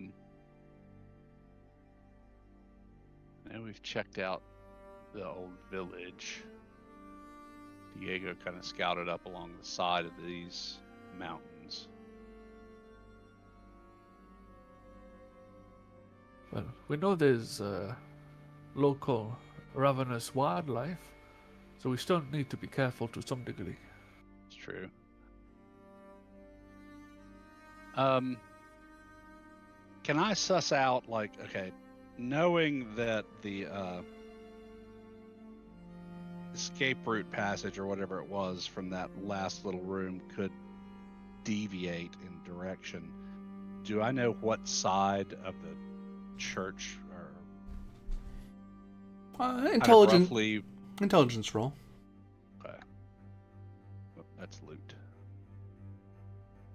I'd like to make a loot roll. Nope. Okay. Yeah, it's hard to tell.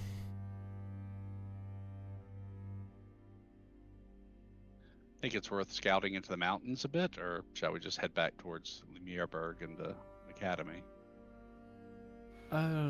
If you wish to scout for a brief time, by all means. Do you wish for me to follow or to stay with Isabel? Well, why don't we go together and see what we can find? Very well. Do we want Isabel to maybe hold up in the ruined town? Sure, or where they made camp. Yeah, they basically made camp here because they had a nice little... Yeah, that works.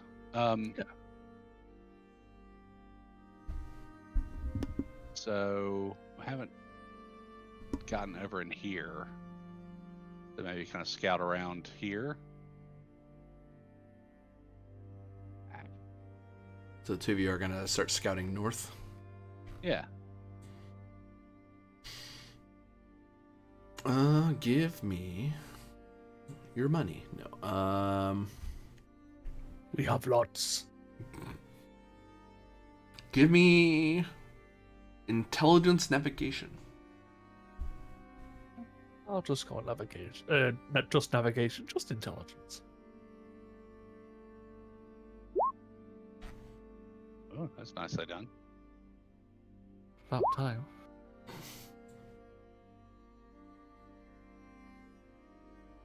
I have scouting, but at novice it only gives me a stealth reroll.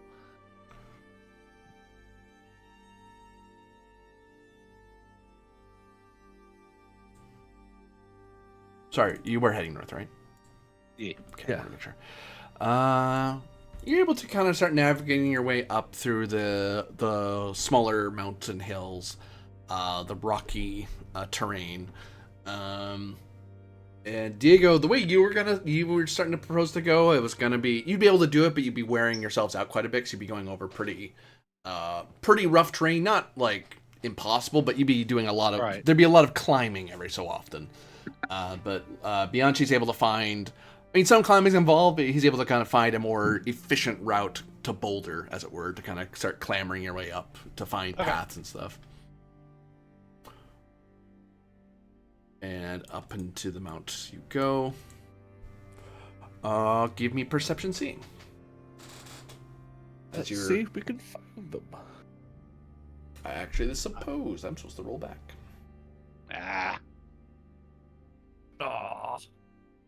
We're rolling for crap today.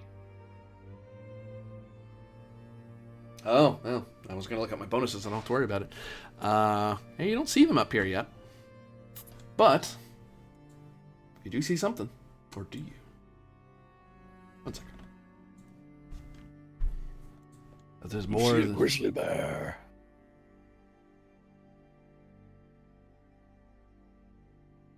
Do I have to roll for this thing?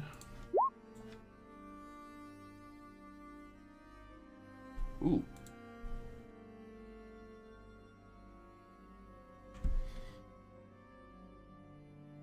You fight a bugbear. No. Fungi. Yeah, thank God nobody chose like magic is real, or we've been even more fun. There would have been casters in that group. That would have been terrible. Yeah.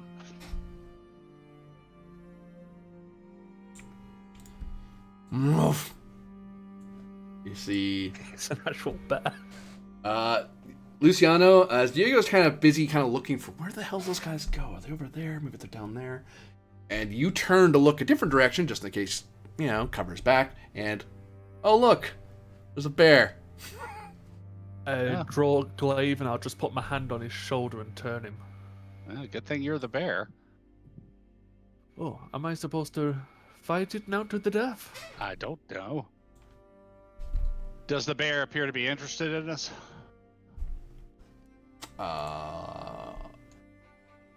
You owe me, I believe it's still perception. I think empathy falls under perception. It might be communication. I'm pretty sure it's perception. Yeah, I think Perception, it's yep. perception.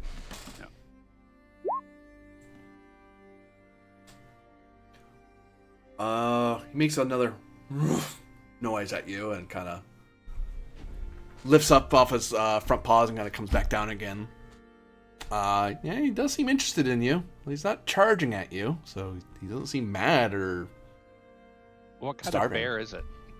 Black, brown? A brown bear. No, Is it an adult? Looks to be.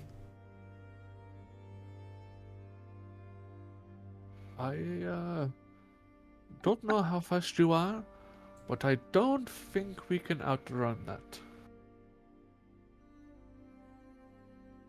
Maybe we can scare it off. I attempt to scare it off. Well, I was thinking more like firing a pistol in the air or over its head or something. If you wish to fire it around and trying to scare it, by all means, but I'm going to prepare the glaive anyway. No, that's perfectly fine. Yeah, the Diego will draw his pistol and not shoot at the bear, well enough over its head, but boom, smoke, zoom, trying to scare it off.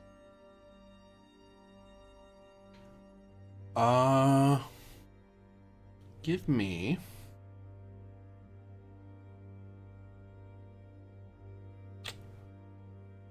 strength intimidation, but you're getting a massive bonus because you're firing your gun to intimidate it. So that I just have to figure out what that bonus is. But you might as well do the roll. I have to find the bonuses. I just have strength, so. Fuck me. What'd you roll? 9. I mean, the bonus might be big enough for it to matter. Because it is a gun. Guns are loud, and animals do not like gunpowder noises. I have just had the worst idea. Like just now, as opposed to in general. Let's see if my bad idea works out first. That's an object number.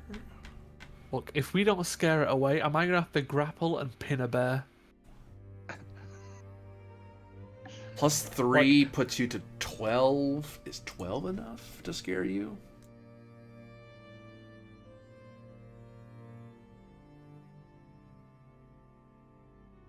Would it be a contested roll? It probably gets a willpower or something. Yeah. Maybe.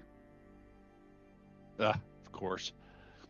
It depends what its bonus is, though, because you might have a bigger bonus than it does. Oop, wrong one. Well, it's the right area at least. The tiger's morale. No. Come on, bear. Where are you? There you are.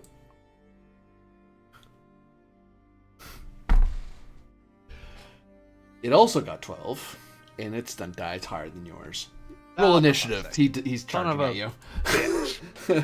He's taking that as a challenge. I'm going to choke out a bear. Open up our dealie. Alright. Poor bear. What I roll? 8 plus your dex. Puts me to 9. This whole Bianchi the bear shit's gonna get out of hand real quick. Luciana Bianchi. Oh, the last thing we want is for a bear to charge us. Shoot him. I'm gonna charge the bear. How far can you? Or that. What's your normal speed? Because I think charge is double Normal that. speed is 9. 9. Yeah, you can get to him. You charge up Yeah. the mount. I'm gonna actually have you as you charge up to give me a roll. See if you keep your footing. If you're running over rough terrain, you'll probably still get there. Hydrate. Thank you very much, Arthur, for the reminder. Hey, Arthur, if this is a dumbass idea, do something in chat. I can't bear the suspense. He said that before the hydrate. Yeah. I believe it is.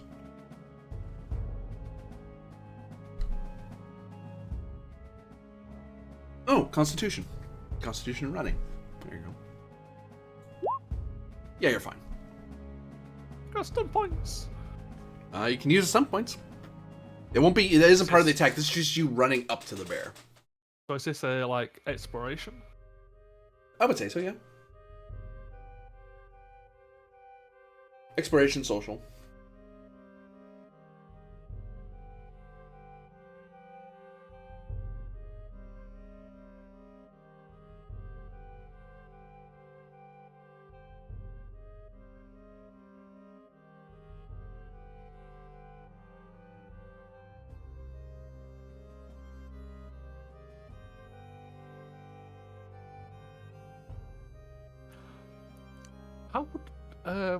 How would taunt work? It would potentially force it to focus on you rather than Diego, no matter what he does.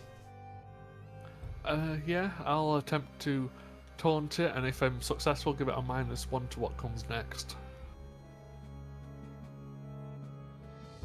Oh god. So your willpower and I am communication. Oh, sorry, I'm wrong.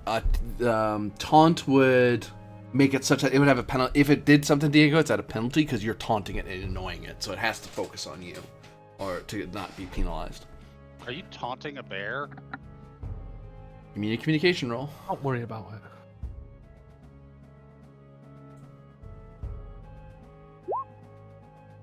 Unsuccessful, don't worry. Okay.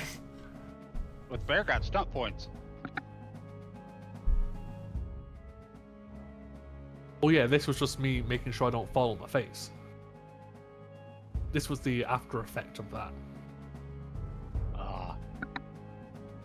So, could I make a stunt attack? What's a stun attack? You're charging up to it, so you are getting to attack. Yeah, it'll have to be grab melee first, wouldn't it?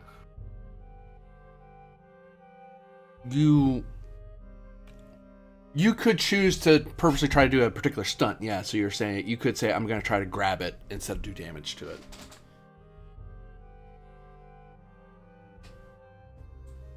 Or you can do an unarmed strike and then hope you get enough stun points to actually fire grab.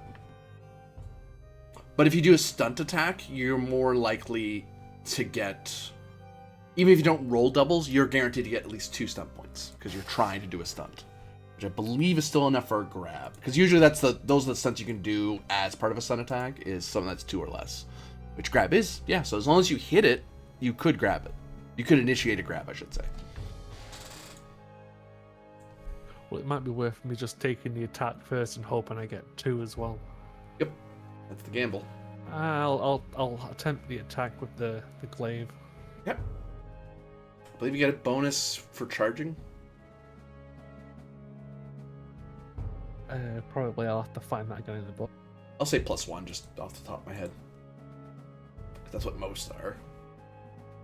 It's probably +1 to hit and -1 to damage. Not damage. Yeah, so 15. Defense. 15 hits.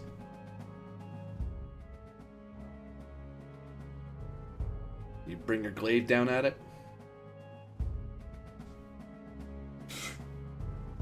Doing that's not damage. That's just 14 damage.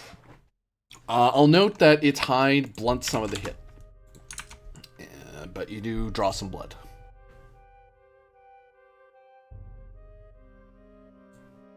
And the turn goes to the bear.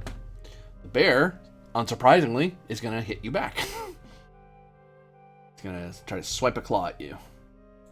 As he looms up to his full height to get a nice swat at you. He's almost nearly 9 feet tall, this thing. As he goes, woof! 12 to hit you. Yeah. 12 plus. I've got a 10. I've got a 10. 10 damage. I take 6.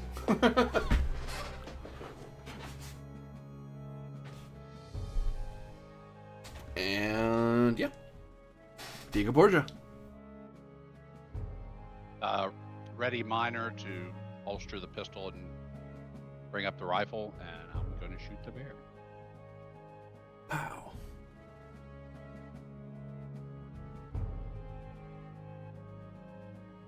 That hits. Holy shit.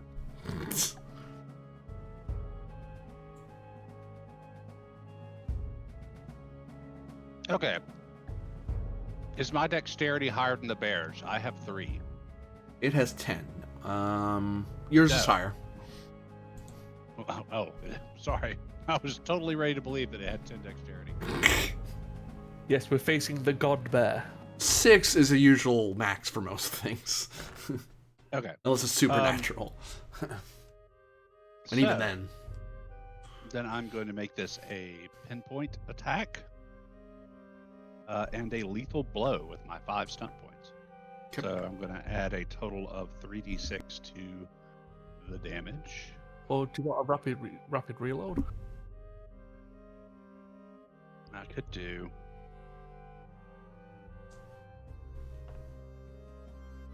Okay, so what we'll do instead, that's a good call. Still do a piercing attack, make it mighty blow with pierced armor and a rapid reload. Okay. Oh, wait. Yeah, that'll work. So adding 2d6 and having its armor. It's well within your range because it's like Yeah, 29 yards away. So there's the base damage, and then I'm going to roll an extra 2d6. 22. Blam! Its body rocks as it kind of falls down to all four for a second, and it roars angrily. Luciana Bianchi. Well, at least we know how Luciano got his bear claw on his chest now. Fair. I'll attempt to glaive again. Okay. Don't forget to see what that. Well, you miss. 6 definitely misses. Don't forget to see what that ability does if it ever fires. Just to remind you. Which one marked? Yeah. Did you mark those It's stuff? yeah, it gives me +2 damage to melee and a +1 bonus to strength might tests. Oh, right. That's what we did. I remember now. Because you've not posted any of the other, like, altered marks. Yeah. Which I have to give you... Oh, sorry, go on. I was just gonna say I'll have to give you that list now that I know what the answers are. So I have to make them a bit more mundane, but that's fine. I just figure out how to make them work. I could have minored aim, but that wouldn't have really helped. It No. would have given me a 7. So what minors have I got?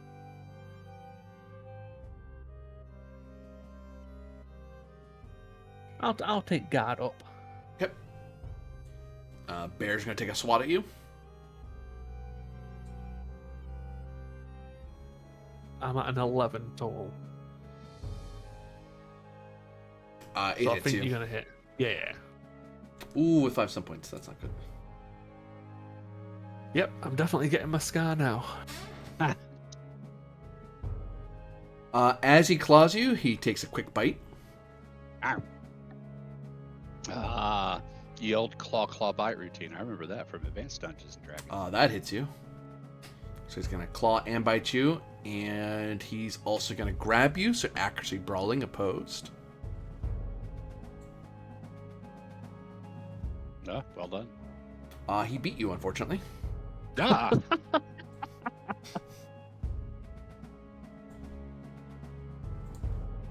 And now, ladies and gentlemen, you realize where the term bear hug came from. So yeah, you're grabbed. You can no longer move out of its reach. Unless you, and the only way you can move away from it is if you perform and succeed at an accuracy brawling test.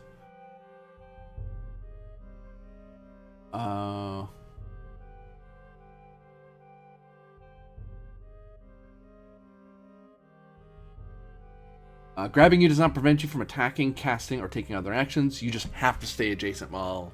so you can't back off and get room, which for a ranged person is a big deal because you would have penalties firing at something that's right next to you. I think you've got 2 damage rolls against me here. Oh. Claw does 11. -4, so 7.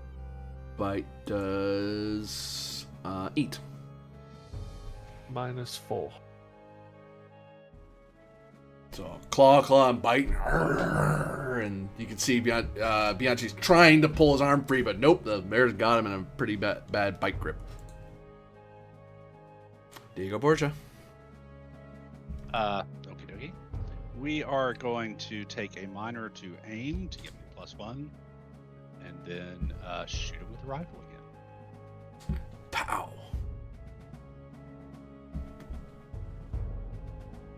$17. Hits.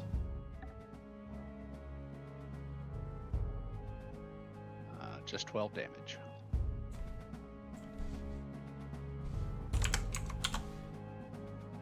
Pow into its thick hide and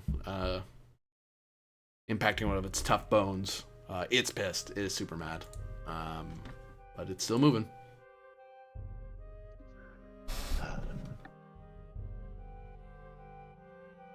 Luciano Bianchi. Yeah.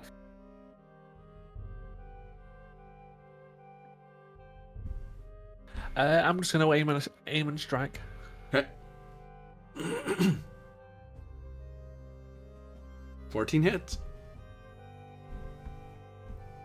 Yes.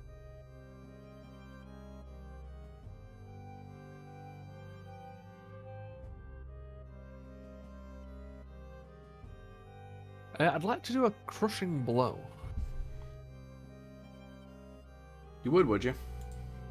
I'd like to. You got to decide whether it's possible.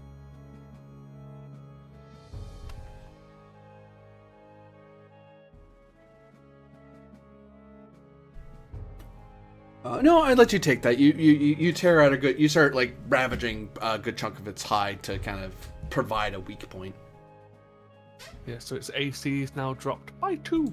So you're kind of making big swats at its hide to try, and you kind of create a gaping wound that can be shot at or attacked again.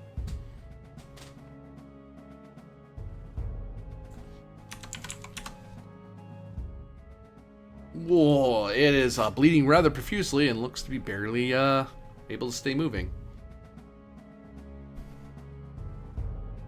That's it for me, unfortunately. It lets go of you.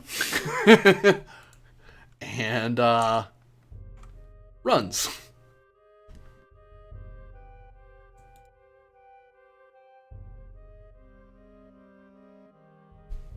If he doesn't shoot it, I'm going to shoot it. Both of my guns are empty. I'll You can try to run after it and take a parting shot. Yeah, I'll try and shoot it with the carbine. Okay, give me another, I believe, strength running. I think it was. I think it was Constitution. Might be Constitution. A triple. Yeah, Constitution, you're right. 12. Is not enough. You find yourself being hampered by the rough terrain and you're not able to catch up to the bear fast enough to get a shot off. Rear bears are fast, particularly ones who can pilot jump for starships.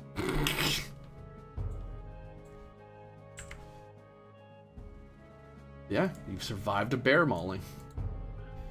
Diego will reload things. I suggest you take a breather there, Bianchi. Oh. Oh, it's ruined my shot.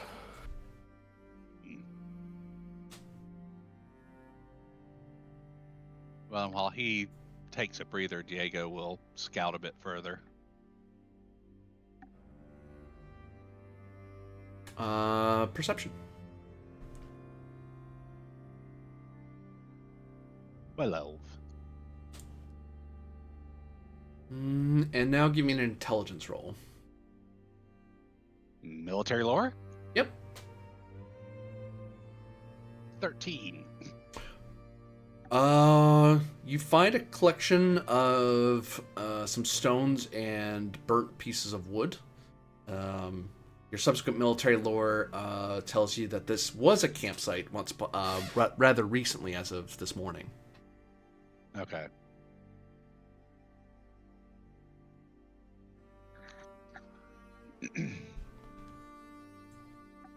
I'll go back to Luciano and tell him I found where I think they camped. But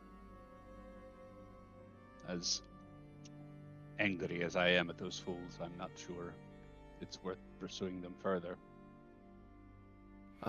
Probably not, especially in this terrain, and I don't know about you, I don't wish to keep getting jumped by bears.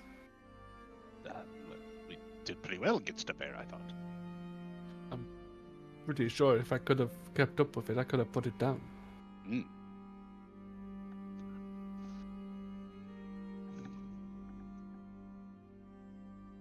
Well, at least I've got a cool scar. Well, that and a burned arm. This has not been very good for me. I look like I survived the smallpox. Well, yes.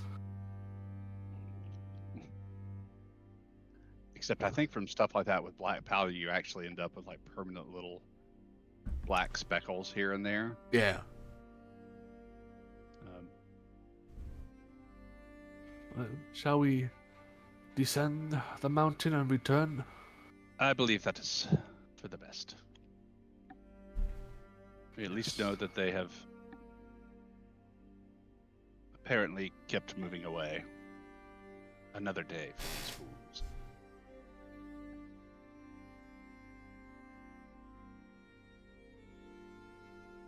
You descend back to the camp and find Isabel and the guards kind of waiting it out. And Yeah, I think we, depending on what time of day it is, we either stay a night or start moving back towards. probably get back by like midday or so. You've spent the entirety of the morning going up there and back again. Okay, I think we could set out, get a little bit closer to Lumiereberg. How are you transporting all your your silver?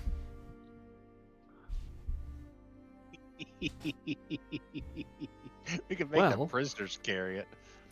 That, and we could have brought one of those big chests with us. Well, there's also a horse. There We is. do have a horse. And I'm pretty strong. I can carry a fair whack of it. So where's the chest being secured to? To Luciano's horse or Borgia's horse? How about just to Luciano? Just strap it on his back. You'd have to be unhorsed if you're the one who's actually bearing it. I don't have a horse. Oh, there you go. So, yeah, you're either carrying it in hand or you've strapped it to your back. I'm literally the pack mule. I will say for how much total silver? All told? It is 2,200, little 2,234 actually. Yeah, you'd need like 2 of the chests to log around that much silver. Okay, well, there are outbuildings and whatnot around the church. Any chance that there is a wheelbarrow or cart that's still usable? Give me perception. You might find one.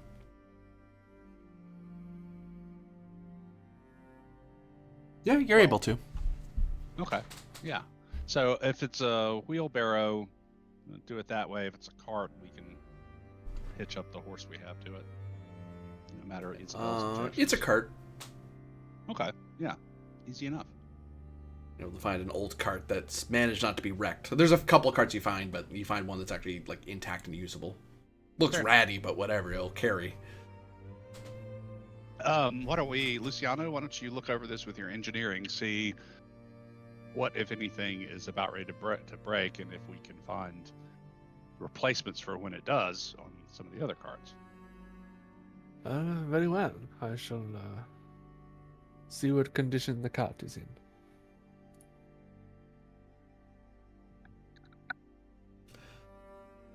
The cart looks not great. You get the feeling if it takes like any damage, the wheel's gonna go. Are there any decent wheels from the other carts? Perception. Or intelligence engineering, actually.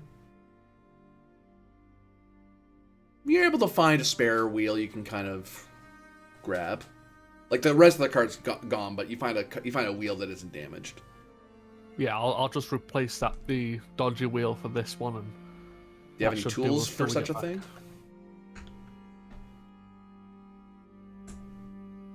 I have a water skin. Yeah, no. You can try to get one in, but you're at a -3 penalty because you're acting without the tools. Can we look around to see if there are tools in the sheds where he found it or anything? And there was Perception. also You might find something. that closet in this catacombs we found that had some junk in it.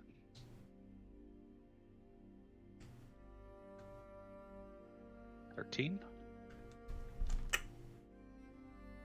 Should do it. I'm gonna double check though. If my numbers are. Unfortunately, no. If there were any, they've been pilfered.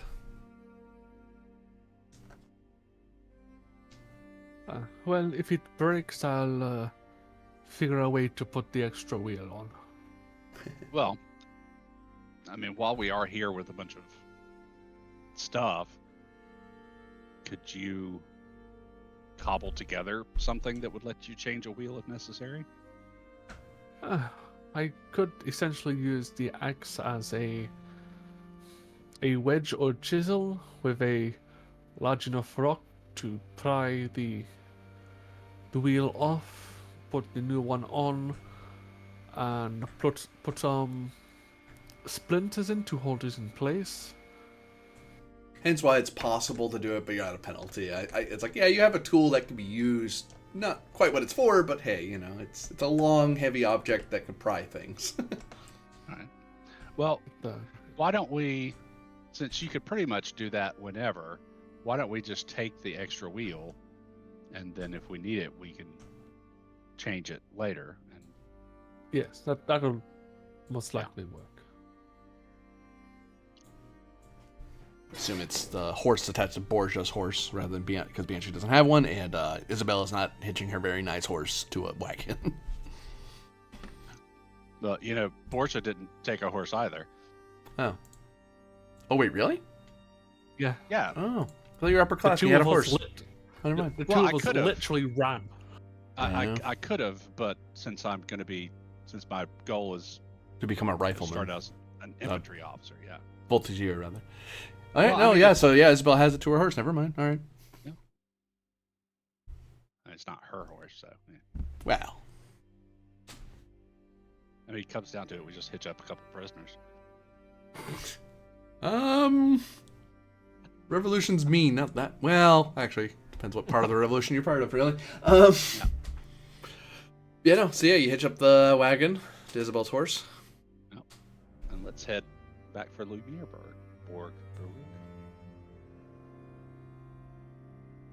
You return back to the abandoned village. Mhm. Okay, making your way. Start following actual roadway once more.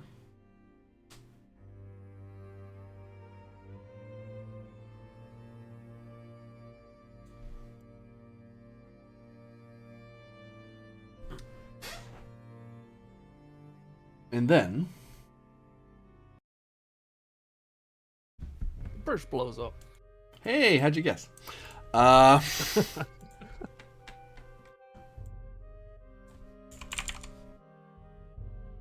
just as the prisoners and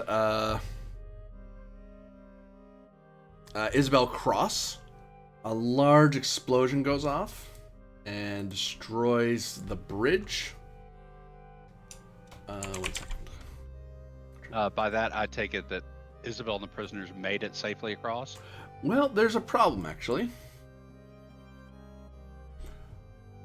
You see that the wagon got blasted free, and it looks like it's about to tumble out into the river with all its riches within. But you also notice that several of the prisoners, specifically 3 of them, were kind of lagging behind a little bit with you guys, and they kind of caught in the explosion and are hanging on for dear life on the other side of the bridge. And if they aren't rescued, they'll fall into the rapidly moving river. Isabel and her prisoners can't really help you because on the other side of the river. Okay, so we've got cart teetering and people teetering. Yep. Bianchi, why don't you see if you can't grab the cart? And But I'll see if I also, can- it gets worse. But wait, there's more.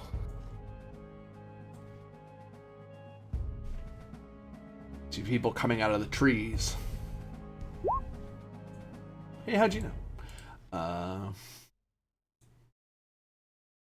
Well, considering how low I rolled there, I'll be back in They're a second. huge.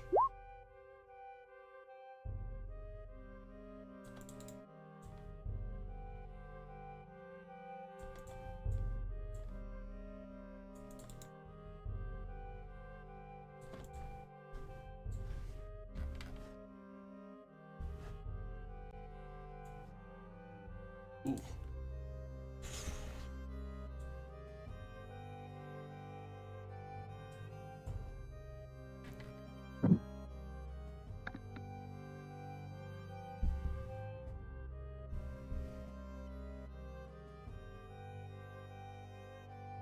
Yeah, that's what I'll do. That's what I'll do. So actually,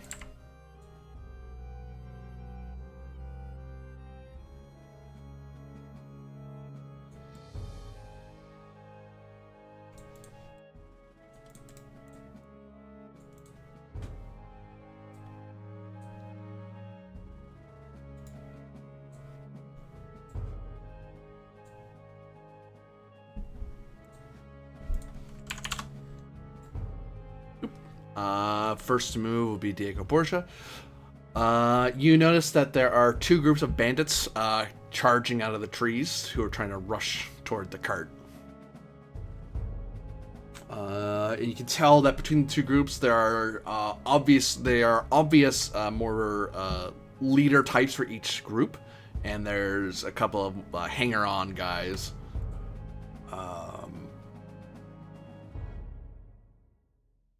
Armed with daggers and muskets. But this group is 64 to the center of the explosion, 71. So it looks like this group is closer, slightly. Okay. So when you say the cart is teetering, I mean, how bad is its actual situation, and how bad are the... At the end of... Actually, I'll put these markers. So now they're just innocent people rather than armed guards. And the cart. I'm gonna roll a d6 for each of them. If I roll a 1, so basically a d6 for the wagon, and then a d6 for each of the 3 people who are about to fall off. If I roll a 1, if at the end of the round, whatever that is falls off into the water. Okay. So that's how. It depends on luck on how long these things will stay together, how much they're teetering. Okay. You want to go deal with the wagon and the people while I try and hold off these morons? Yeah, because I was thinking if I can get the wagon up, that also provides us with some form of cover. Yeah. And I think if these walls are these actual. Yeah, they're Little- small walls. Okay. There's something to duck behind. Yeah. Okay. But for this first round, I think I'm going to have to use ready to get the rifle up.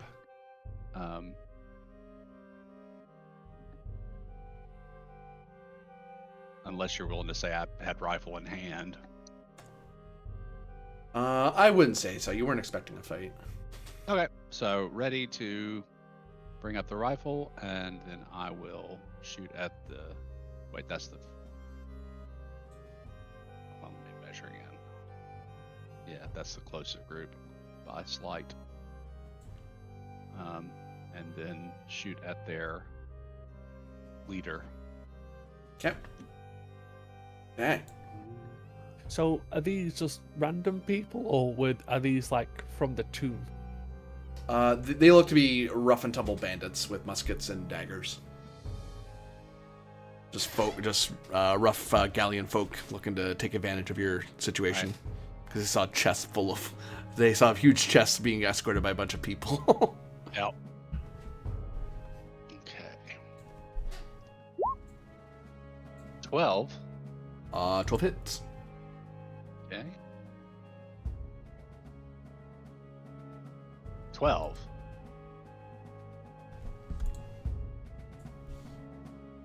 And no stunt die. Oops.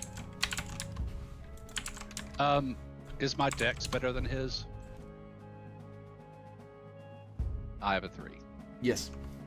Okay, then I will go ahead and add an extra d6 to that damage. Or pinpoint shot. Yeah. For 6, so 18. Pow! You can choose how you defeat him. He's defeated. Unconscious, helpless, or dying. Well, dead in this case, but He's. I'm just gonna kill this guy. blam! He goes down in a heap. But you fire, and he flinches and then falls over. Yeah, my whole hope is to demoralize others, so insta kill accomplishes something for me. The bad guys go. This group needs to make a morale check because the leader just died. For Jacques! For Jacques! Ba-bang! They shoot at Borgia. Fucking job. Blam. Are those their... Does 8 hit you? No. 13. Blam, blam. They both fire at you, but they are they're very good at firing at pheasants, not so much at people. And they seem to be a little panicked from watching their friend just go down in a single shot. This guy,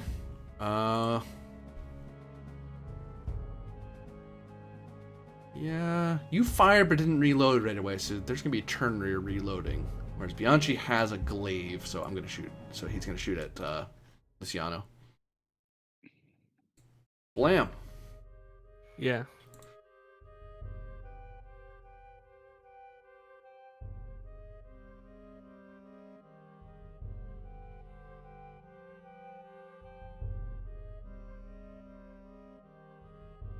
So that's what?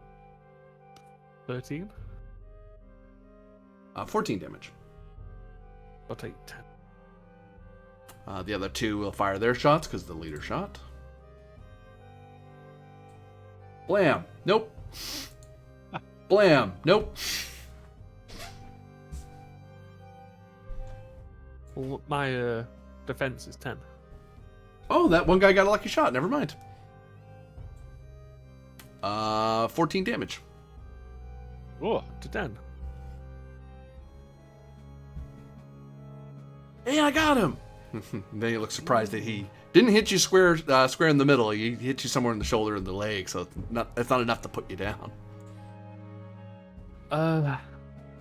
I'm essentially gonna charge the cart and attempt to pull it back up. Oops. Shoot. Charge it. Well, I like move as far as I can to get it. Okay. Actually, before I move you.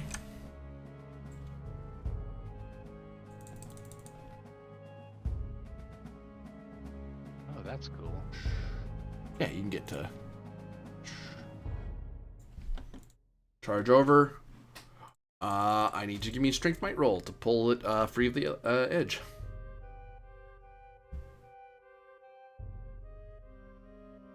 Considering I'm essentially charging it, would you give me the +1 bonus? I wouldn't, because you're pulling it rather than pushing it. You basically run up to it, and then you're able to start hauling it back. Oh, that's worth a go.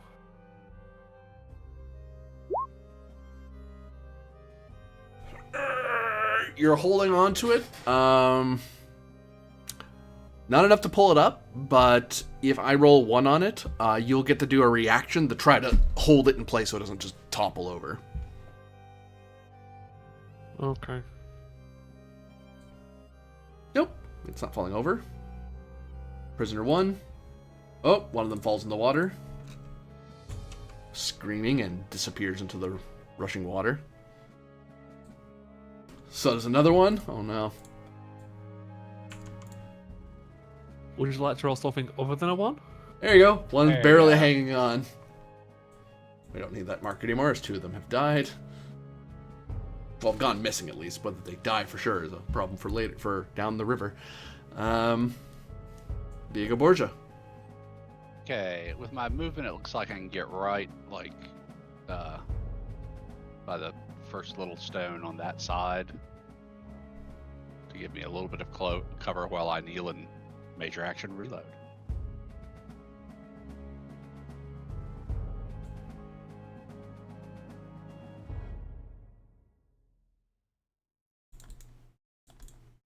Cover.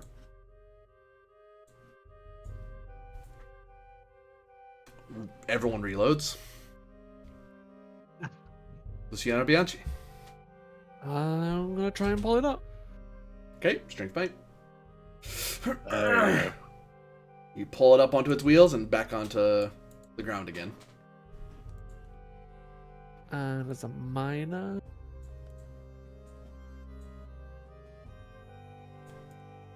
I'm gonna take the guard up for now. Very good. See if that last guy hangs on. Yep, he's still hanging on, screaming for help. Diego Borgia. okay, I should be reloaded. I think I will aim at this leader.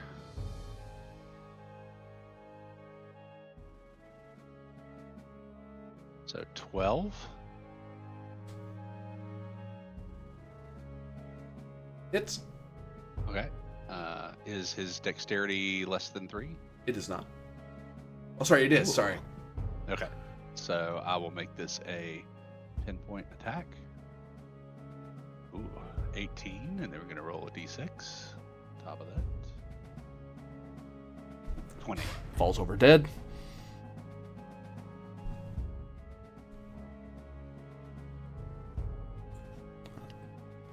This squad, do you run away? I don't think so. For Francois! Bang. Fucking Francois. Bang. Bang. Does 12 plus 1 for your cover? Oh, no, plus 2 for your cover hit you. No. What? No, 12 minus 2 for my cover, right? Sorry, I'm adding to your defense. Sorry. Oh, so yeah, right now my defense is 15 then. Yeah, it bites into the cover.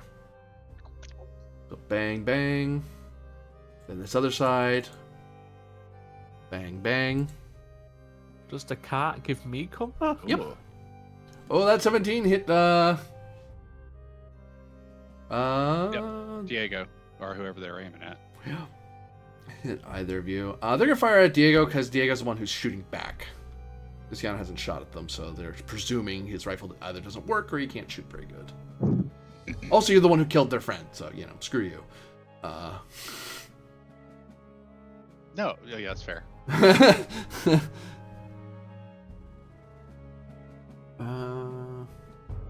Yeah. Oh, yeah, these guys still get things. They get stunt dice. Because they got 5.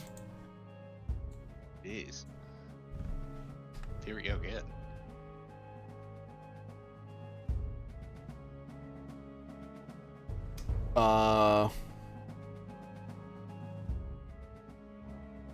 Lethal blow.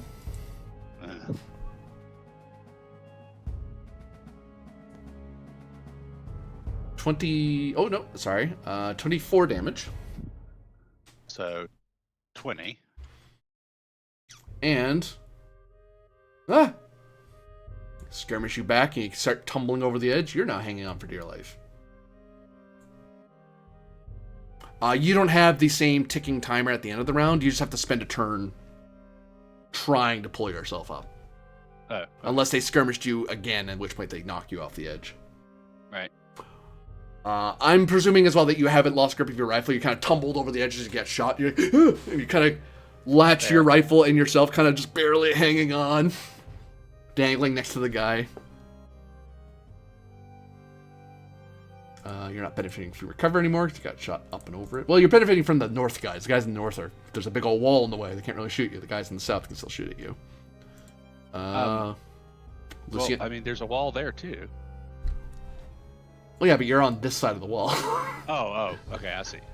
Yeah. Luciano Bianchi. Oh, sorry. Yeah, no, you're at the end of the round, so yeah. Yeah, I'm going to attempt to pull up the first fallen guy, and if I get any stunt points, I'll try and pull up Diego. Give me... Yep, you're able to pull the guy up and over. I'm going to hand him the carbine.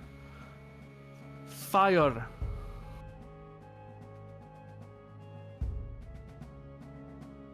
Kind of looks at you, blinks at you, kind of like, what? And then sees the bandits. Oh, pack! Just without hesitation, just levels the carbine and fires. At you, just kidding. He misses terribly. I would have given him, taken me powder and handed that to him as well, but I'll be moving over to Diego next. Boop. No more things falling over. Diego Borgia. Let's see if I can pull myself up. What am I rolling? Strength.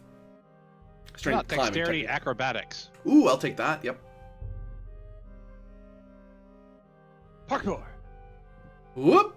You lift yourself up and over and deftly to your feet. Sweet. Let's see. I guess I still have a minor. Yep. So we are going to do... You have cover again because you're behind the cart again. That was this guy, because you're all kind of huddled behind the cart. Yeah, I'll guard up. Reload. Luciano Bianchi. I'm going to look to Diego. You got this? Yes. In theory. Are you going to betray us right now? Oh, they'll string me up just as quick as you, says the guardsman. Luciano Bianchi is going to run and dive into the river. Intelligence roll for me, please. Bad idea. You jump into the river, oof, and Luciano Bianchi disappears. I mean, I do have Constitution swimming, that's why I'm thinking about it. Oh, don't worry, I'll get to you. He jumps in and just poof, he's gone. You see him when he pops his head up again. He's like way down that way. That's fair. Maybe you can save this guy's friends. Diego Borgia. Yeah. So I went over with an empty rifle, so I've got to. Since I'm in cover again, I'm going to guard up and reload. Yeah, and that guy has ammo next to him as well. These guys. Oh wait. Yeah, he would have reloaded on Luciano's turn and guarded up. Bang, bang. Open fire on Diego. Nope. These two will actually fire at the guardsman, as they know there's now 2 rifles firing back at them. Well, a rifle and a carbine, but still. Bang. Bang. The cover saves him. Kind of ducks his head. All right, well, Back to Luciano downstream. Luciano, you are significantly further downstream than you were a minute ago. This, give me a Constitution swimming to get your head above water so you're not drowning. Sorry, keep your head above water. Oh, it's 13. 13 should be enough. It's not that bad, is it? I think 13 is the next tier that I'm worried about. It is. Stun points. You have stun points.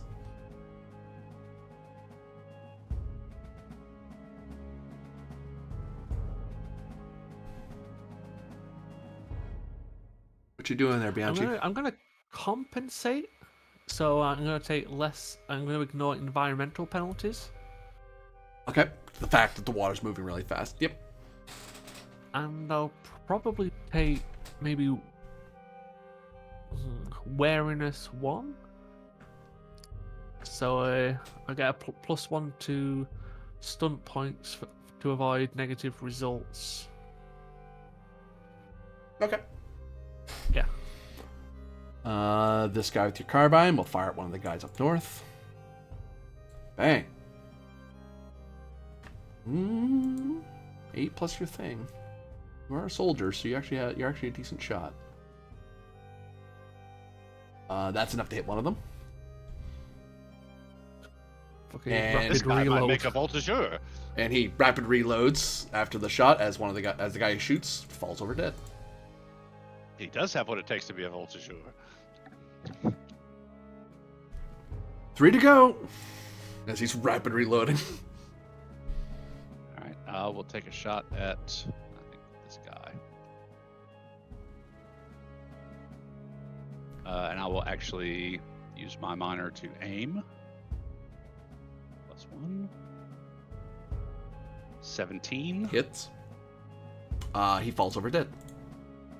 Oh, that wasn't the damage. Oh, I know. You do any damage to a 0, they fall over. Okay then. he's a mook. Okay, I got Yeah. it. Mooks just, they have nothing. All they can do is do some damage and fall over, die when they get hit. I would check their armor, but like we're in the gunpowder age, like you're gonna do at least 1 damage. So that guy's gonna go over. If he's not dead, he's groaning on the ground, screaming in pain. Like he has no willpower to fight through a shot. Fair enough. Both squads or detachments, if you will, now need to make a check that's way higher. Nope.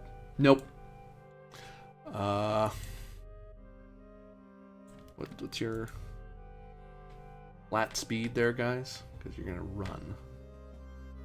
Okay, that's Yeah, I will state that the fact that he's got my carbine, and I wouldn't have jumped in the water with glaive and 2 throwing axes, so I'm essentially unarmed. Yeah. Begin to flee. Luciano Bianchi, your head's above water. You can see 2 of the other guardsmen who are in the water, who are trying to scramble and not drown. Yeah, I'm essentially trying to get up to him and start pulling him towards the sides. Give me Constitution swimming. You've saved at least one of them. Now to save the other. The guy who has the carbine, he rapid reloaded. Oh, don't do it. You see him stand up and aim away from cover as he's looking north.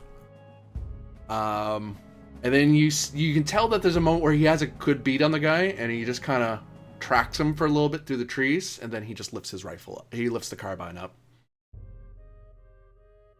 Just look and kind of nods. But he keeps the gun at a ready, and his eyes are at a scan, like he's looking for anyone else. Looks like he's ready to take a shot at somebody if they decide to take a shot at you. Falls to you, though. Do some measuring here. Yeah, you're way farther downstream than I'm going to be able to reach and help with. Yeah, he's like off the map. Like he moved super fast. Yeah. He's just there so I can remember his turn order. Okay. Well, I take that back. You could get there if you abandon the combat and you just run flat out. Like you just do a running roll and you're just sprinting down river as fast as you can. That would mean abandoning the cart and the prisoner. It's true. I mean, so I will point out that Isabel is within range of shooting him. She's on the other side of the river. She just can't. She's probably been doing some pot shots across the river, trying to hit people and trying to figure out how to get across the river. Right. Oh yeah, and it's a case of before he jumped, he said, "Have you got this thing? Like leaving this job for you." Yeah, fair enough. That is true. Okay. Well, I will reload before I do anything, just in case. That's what I'll be doing this round.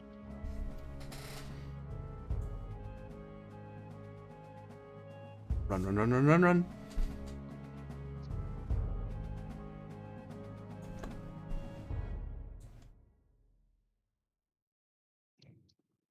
Oh, son.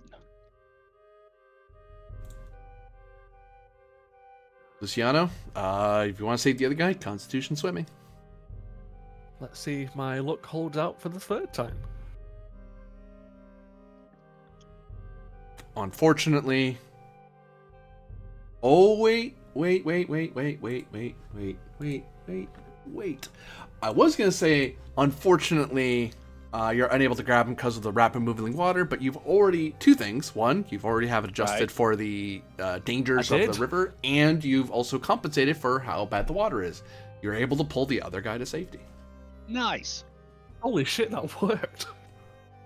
Freaking arms over freaking Atlantean here. The church guardsman kind of looks over at Borgia, and he reaches out gently. He reaches out a hand to your shoulder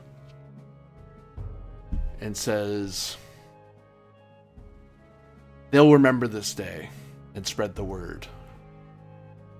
Striking them down now does us nothing but fill bloodlust. Let them be." Otherwise, he doesn't try to yank at you or stop you. He's just tapping you on the shoulder.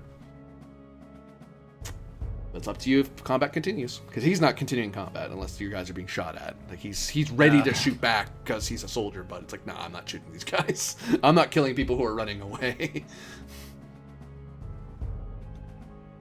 That's a fair point. All right, I'll let him go. Although it would have been a cool shot to make at that range. Yeah, eventually, Luciano, you're able to... Yeah, we'll head back down and help Luciano.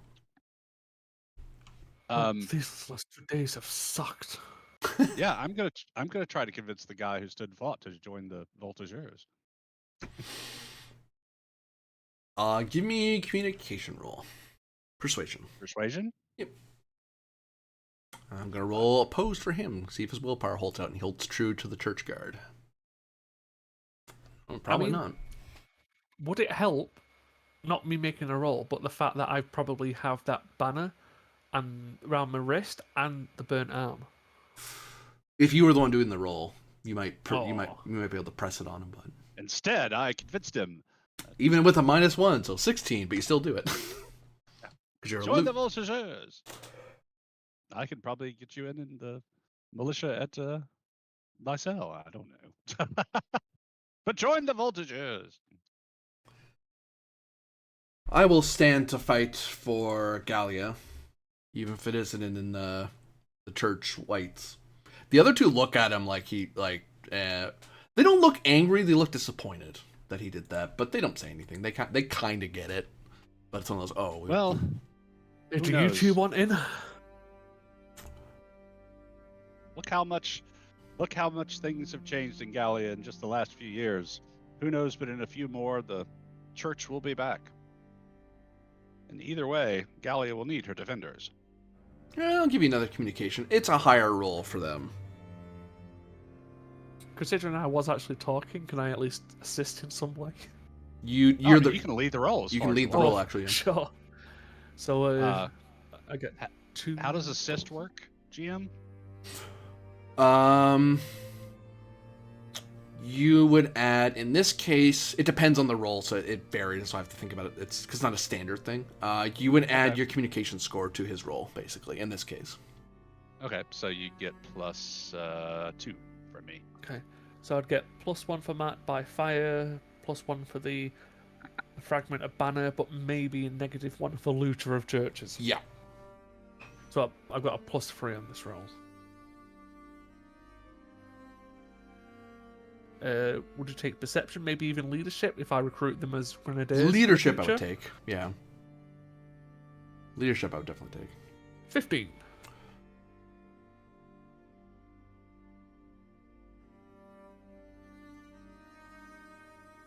Tell you what, says the first one that took it, and the other two kind of look over at him.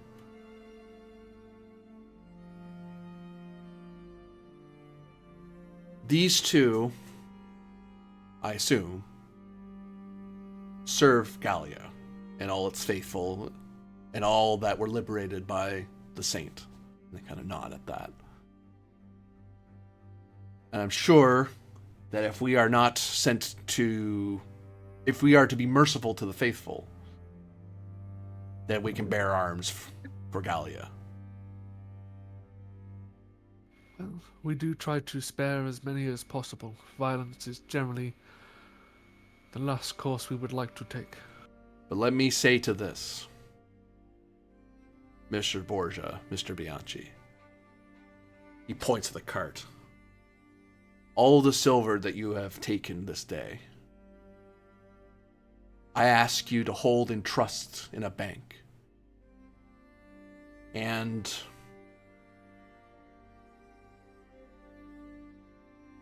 he stares at the thing for a second and thinks.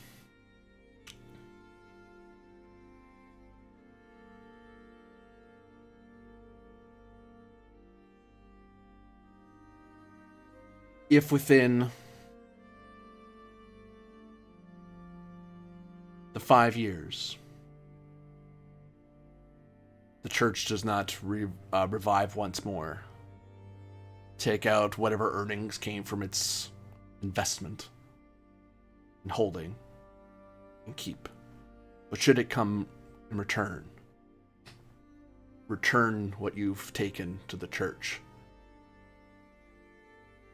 so that they may one day rebuild. So that they may rebuild should they return, rather. Do that. And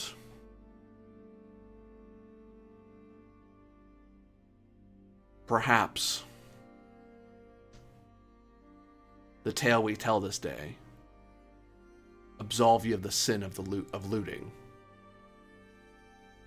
And you may find friends in the church guard, both on this side of the river and that side of the river.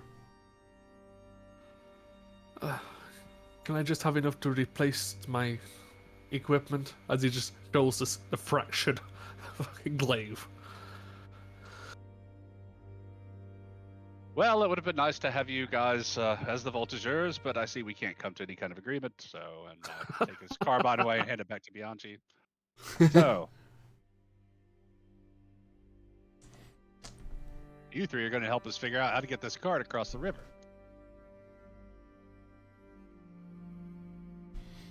Maybe if you had surrendered when we asked you to and gave you the opportunity instead of fighting with us, we wouldn't be able to claim these as spoils of war.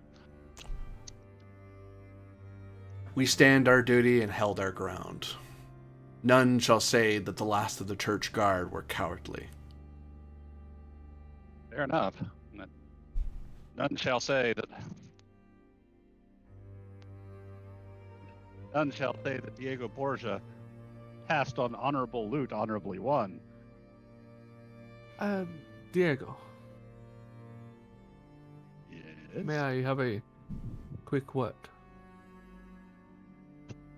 Oh no, no, he did. When you grabbed at the carbine, he didn't fight you at all. He gladly Right. gave it back because.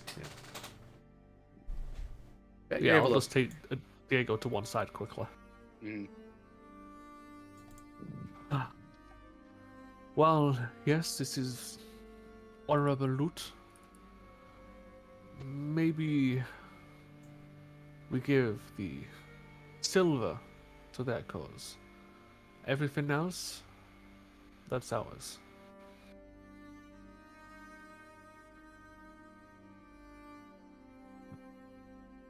You can give your cut of the silver to their cause. I mean, having more friends in even places where we might not expect it could come in handy in the future.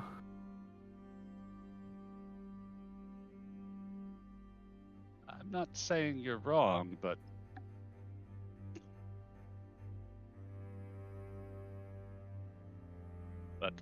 If you do not wish to, I'm not going to force us.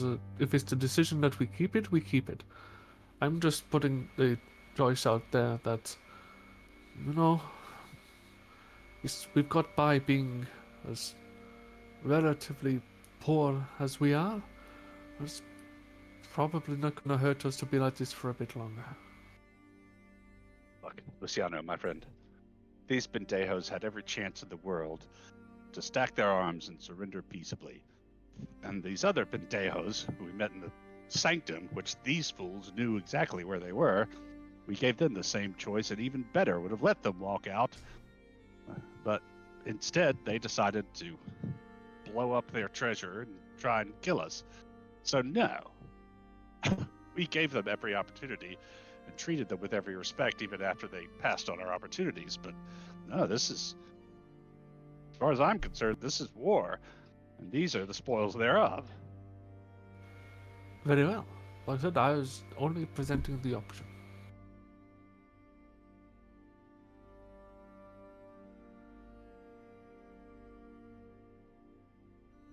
But for now, we will have to try and figure our way to cross the bridge. Hmm. Yeah, Maybe it's they the can help. it's the Napoleonic era. Sorry, boys, but looting's a thing. Yeah. Oh yeah. Maybe they can help me chop down a tree or two to make some planks. Sounds good.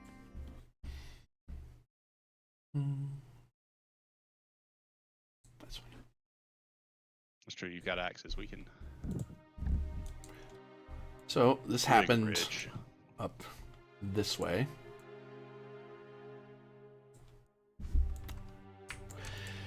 And from your looting, you're able to return to the Meerberg, successful in your mission.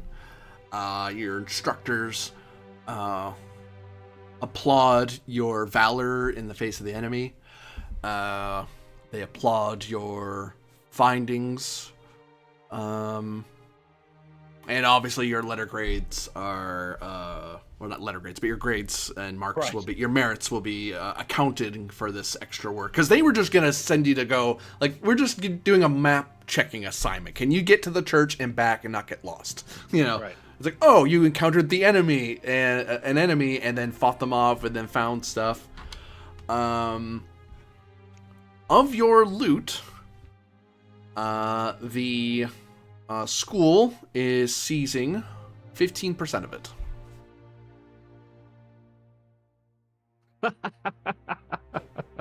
Assuming we told the school about the loot. You had a chest full of stuff. They're gonna notice. Damn it! They're gonna notice.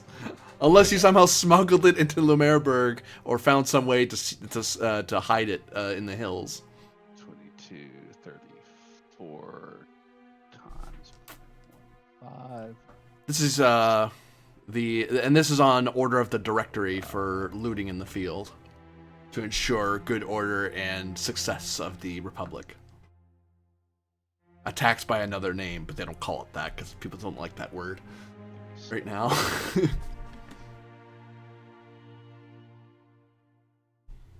So that brings us it's down to 1898 silver. Oops. The edit button.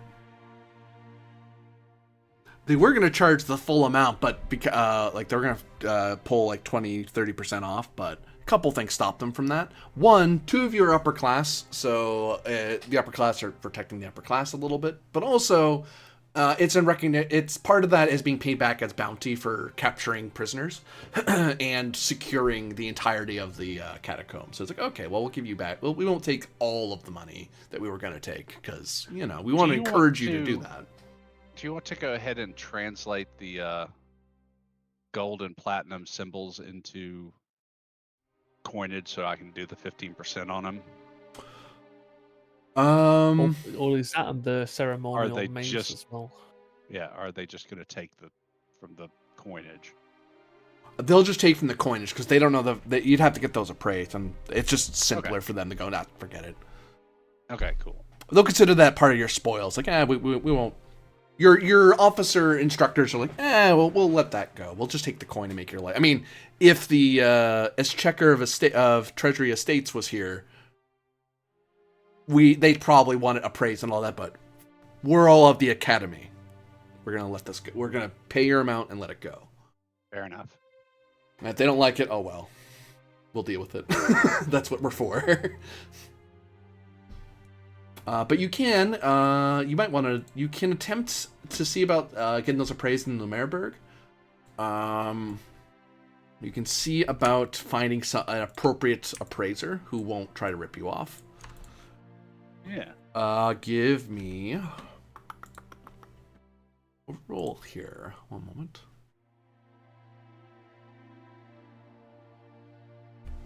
Oh yeah, because we've got the appraising, we've got the gunsmith with the pistol, and we've got someone to look at the tomb with the fancy latch, and the pamphlet of Muster Quilani papers. Give me communication investigation for one. Which thing are you focusing on first? Okay, I don't have investigation. What's your communication skill, Luciano? 0. Okay, I will roll then. 12. And to start simple, we'll go for the gold and platinum symbols. How many are there in all? 2 gold, 3 platinum.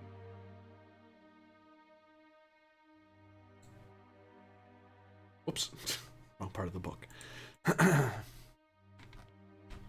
Nope, not that part of the book either.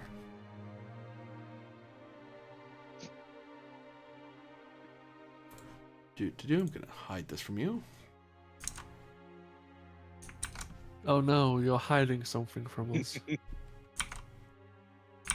The appraiser is psionic. Haha. 500 silver for the lot, says the appraiser. Is he trying to swindle us? Maybe, maybe not. I mean, I'm okay with that. Would that be like a perception, empathy, or something roll? You can do perception, empathy, yeah. I'll just do perception. Me too. There you go. Yeah, you get the feeling he's not giving you the full amount. Okay. Sure, you could. Yeah, I'm sure you can do a little bit more. Come, we're not country rubes. A Wenelani and a castrum? You're lucky I offer you silver at all. Get out. Nice shop you got here. It'd be a shame if the revolution happened to it. Oh, I have friends in the directory, boy. It's too bad we're in the consulate now. Directorate's friends tend to meet Monsieur Le Guillotine. Give me strength intimidation. Ooh. Well, that's for strength, Mike, but I can just do strength. Yeah, you go ahead. You got the best.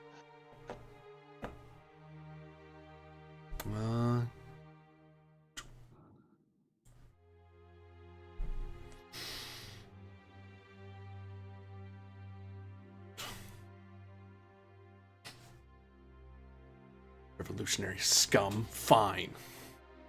1,000 then. Not a sovereign more. I'm so happy that we could come to an equitable agreement.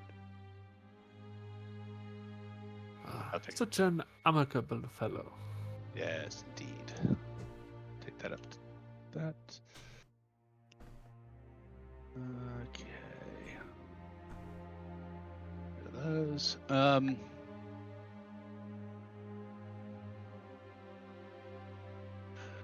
Do we want to wait and see if the pistol will fit Isabel? I can tell you to save you a bit of time. Briefly handing it to Isabel, she's able to hold it, but it would still need to be balanced for her. It was balanced for a particular individual. I'm assuming that she has the light blades talent, or not talent. Because I Proficiency? think Yeah. Well, I don't know. Doesn't have it written in their weapon groups, so I don't know. They have heavy blades, lances, and spears. So no, she's not proficient in light blades then, which is weird because I would figure a cavalry saber would fall into that.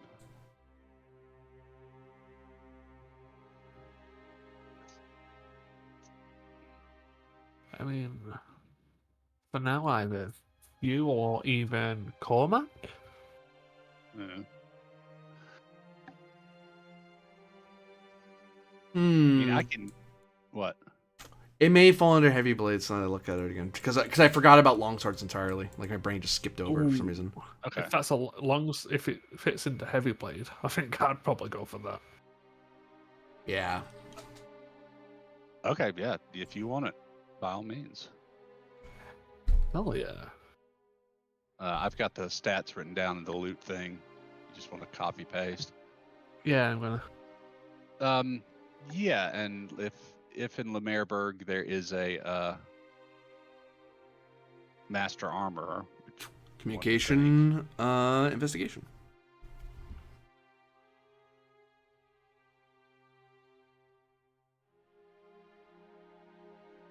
come on, Diego. You find armors, but no one of the skill required. Or at least those that would don't want to talk to you because you're just some student.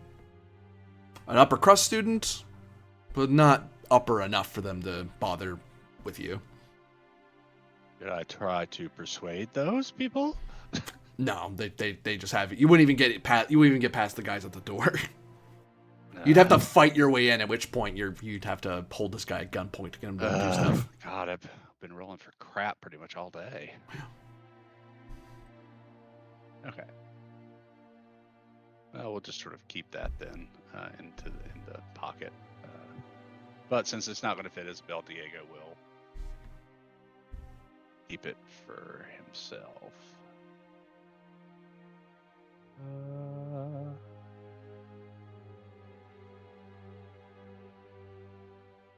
Cut. Save. For now, I'm just going to put it in my notes, I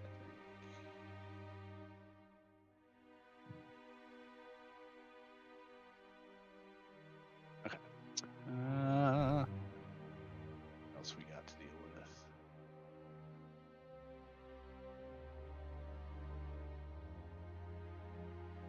So, we need to find somebody to look at the Tome of Fancy Latch and the box with pamphlet in Muscalani. It is through these means that you discover the secrets that you now know. Through the Tome of the Fancy Latch? Yep. Okay.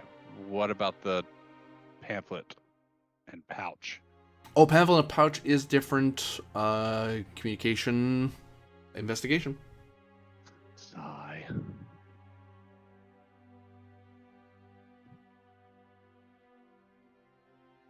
$13? It's better than I've been rolling?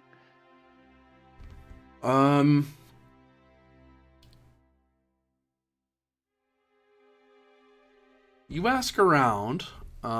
Give me an intelligence roll. Religious lore, history, something like that, but you don't have it. It's not a military lore thing, I know that. 11s.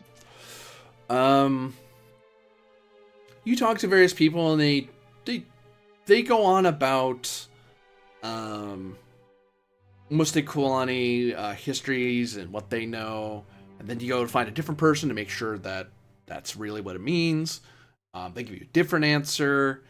There's another guy you take it to, and they translate it, and they say it says a completely different thing. And piecing it together, you get a general sense that the pamphlets have something to do with the Mustikulani in Winalani.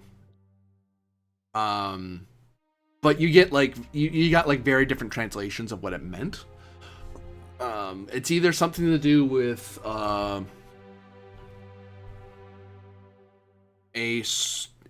reconquering of Winalani by the Mustikulani. Another one is a sort of a Mustikulani or a Path of the Sun revolution. Another one is about some sort of reformationist philosophical movement. It's hard. It's one of those three. But you do know one thing, that no one screwed up. They said the wrong words, but you know enough about your own homeland. They're like, it's probably talking about Winalani the fact that they're all talking about Winalani sounds accurate. In particular, there's a place, and the reference that they keep saying it in Gallian, but they're mistranslating it wrong. Eventually, you're able to piece together. You don't speak Gallian yourself, right? No. Yeah, so you get them to, you're getting them to translate trade language. You get the feeling there's sort of a Mr. Kolani Gallian the trade that's losing the translation. But between the various people you take it to, you understand they're talking about what you know as the city of the blazing sun. It's sort of the sole Mr. Kolani holdout in the Winalani lands. Winalani is mainly Winalani people only, but there's one little port city that is still true to the path of the sun and has Mr. Kolani and Winalani people living together. So these pamphlets have something to do with the city of the blazing sun, but what precisely, you'd need a smarter person or know Mr. Kolani to find out more. Okay.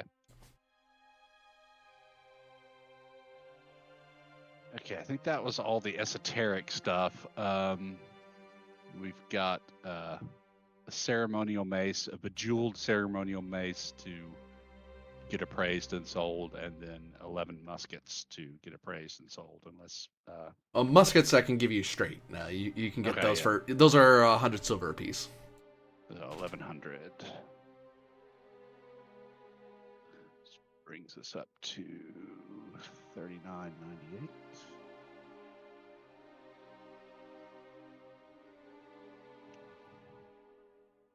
Okay. Well, and then, we need to get the mace appraised and sold.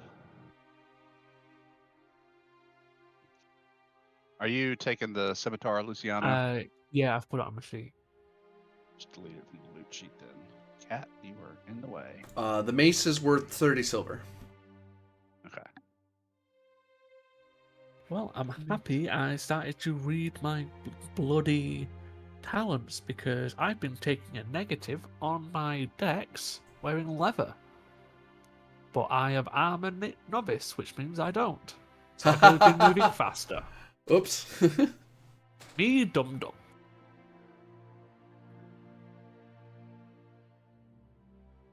Okay. Are you in the edit loot? Yeah. Right, I won't do anything. Oops. Okay. No. I just saved. Right, yeah, because I was about to take the scimitar out. Okay. Okay. Oh, right. That's what that was.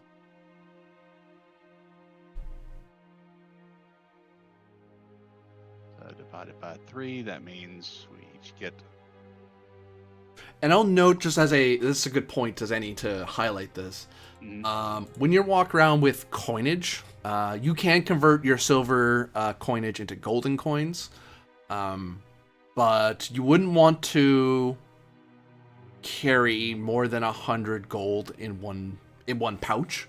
Generally, what people do is they start trading in it for paper money, for the livre, which would count for, which can be used for silver, gold, and then there's the higher dollar amount, the higher livre amounts for what we would consider the next step up from gold.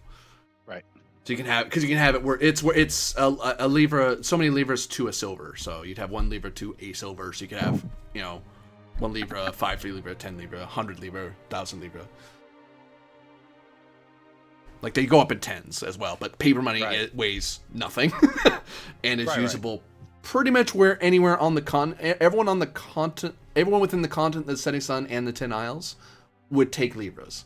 If you go to Mr. Kolani, you'd have to take it, or even your coinage. It's the same coinage. The benefit of coinage is that its weight may still convert easier, but the paper money itself converts differently. So if you're going to Mr. Kolani or deserts or to Vinland, now you have a new problem.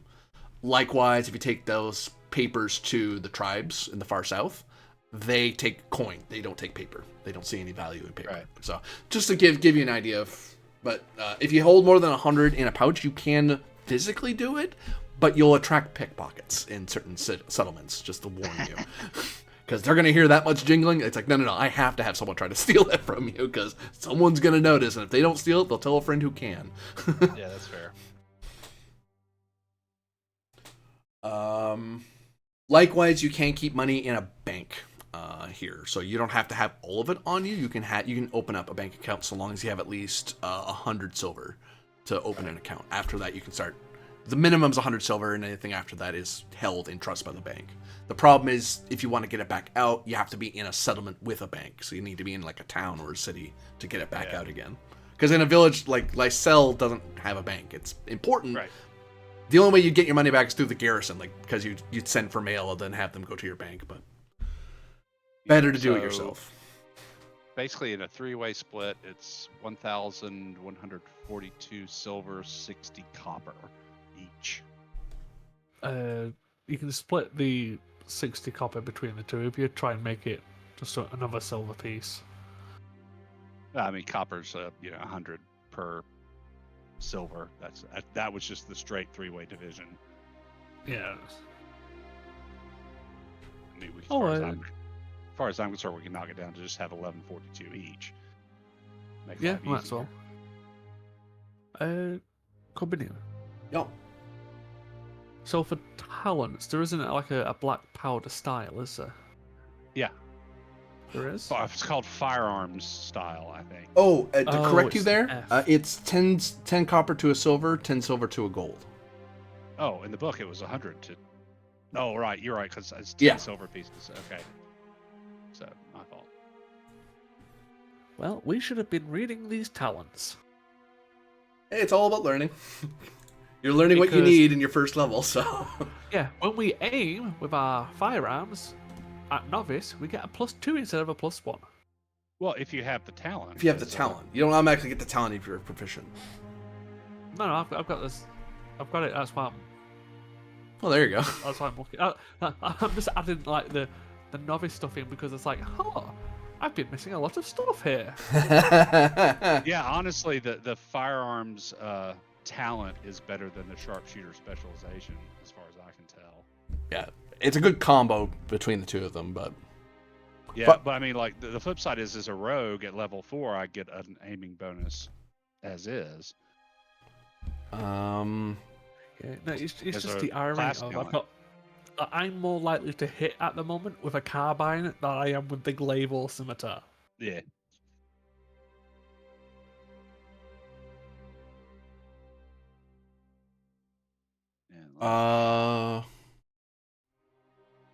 Whoops. Oh well, you guys got a bonus XP from earlier. Okay, I'll calculate your XP now. Okay. Because remember how I told people, hey, you get 400 each or something? No, that was supposed to be divided among you, but oh well. Oh. It's fine. That's disappointing. But nice little bonus, because you guys had some pretty big fights and stuff, so whoops. That makes way more sense to me, though. That scimitar means I didn't have to go out and buy a longsword, because getting disarmed in that fight was rough. Yeah, the firearm style is on my talent wish list, but it'll be a bit. Oops, sorry, that's not right.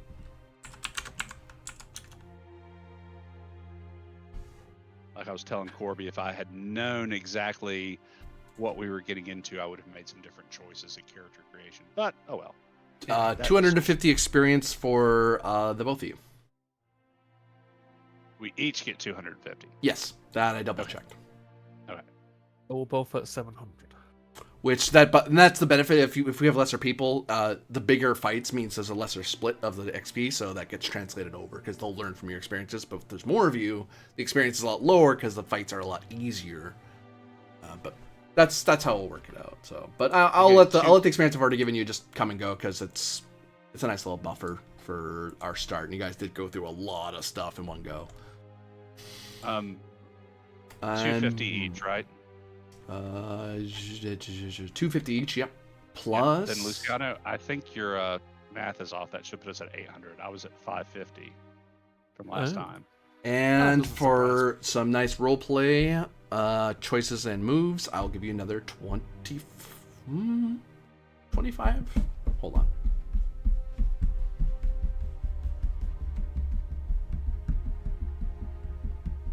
That's what you've been doing for the extra. Yeah, I'm just wondering if you guys want above and beyond. That's why I'm debating in my head. I mean, I literally jumped into a fucking river to grab people. It's that, but it's also some of your roleplay decisions if they were special ones to me. You know what? I'll give you 4 XP each bonus. 4, you said? 40, yep. Oh, 40. Yep.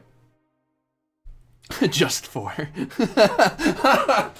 Hey, it's still bonus. I mean, it is, but like, nice is 10 XP. That's why I was laughing. I was like, that's kind of here's a penny for your tip. Thanks, friend. Jesus.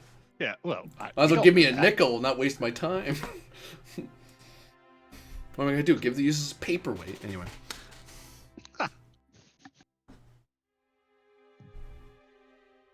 Okie dokie. Yeah. That will be it. That'll be all for now, as the students become greatly enriched and we learn more of the reputation before the battle to come, and perhaps the battle we will see next time. Or we may learn more about these thieving, murderous thugs. I mean, these merciful thieves. But for all of you who are watching, thank you very much for watching. For all of you playing, thank you very much for playing. And we'll see you again next time.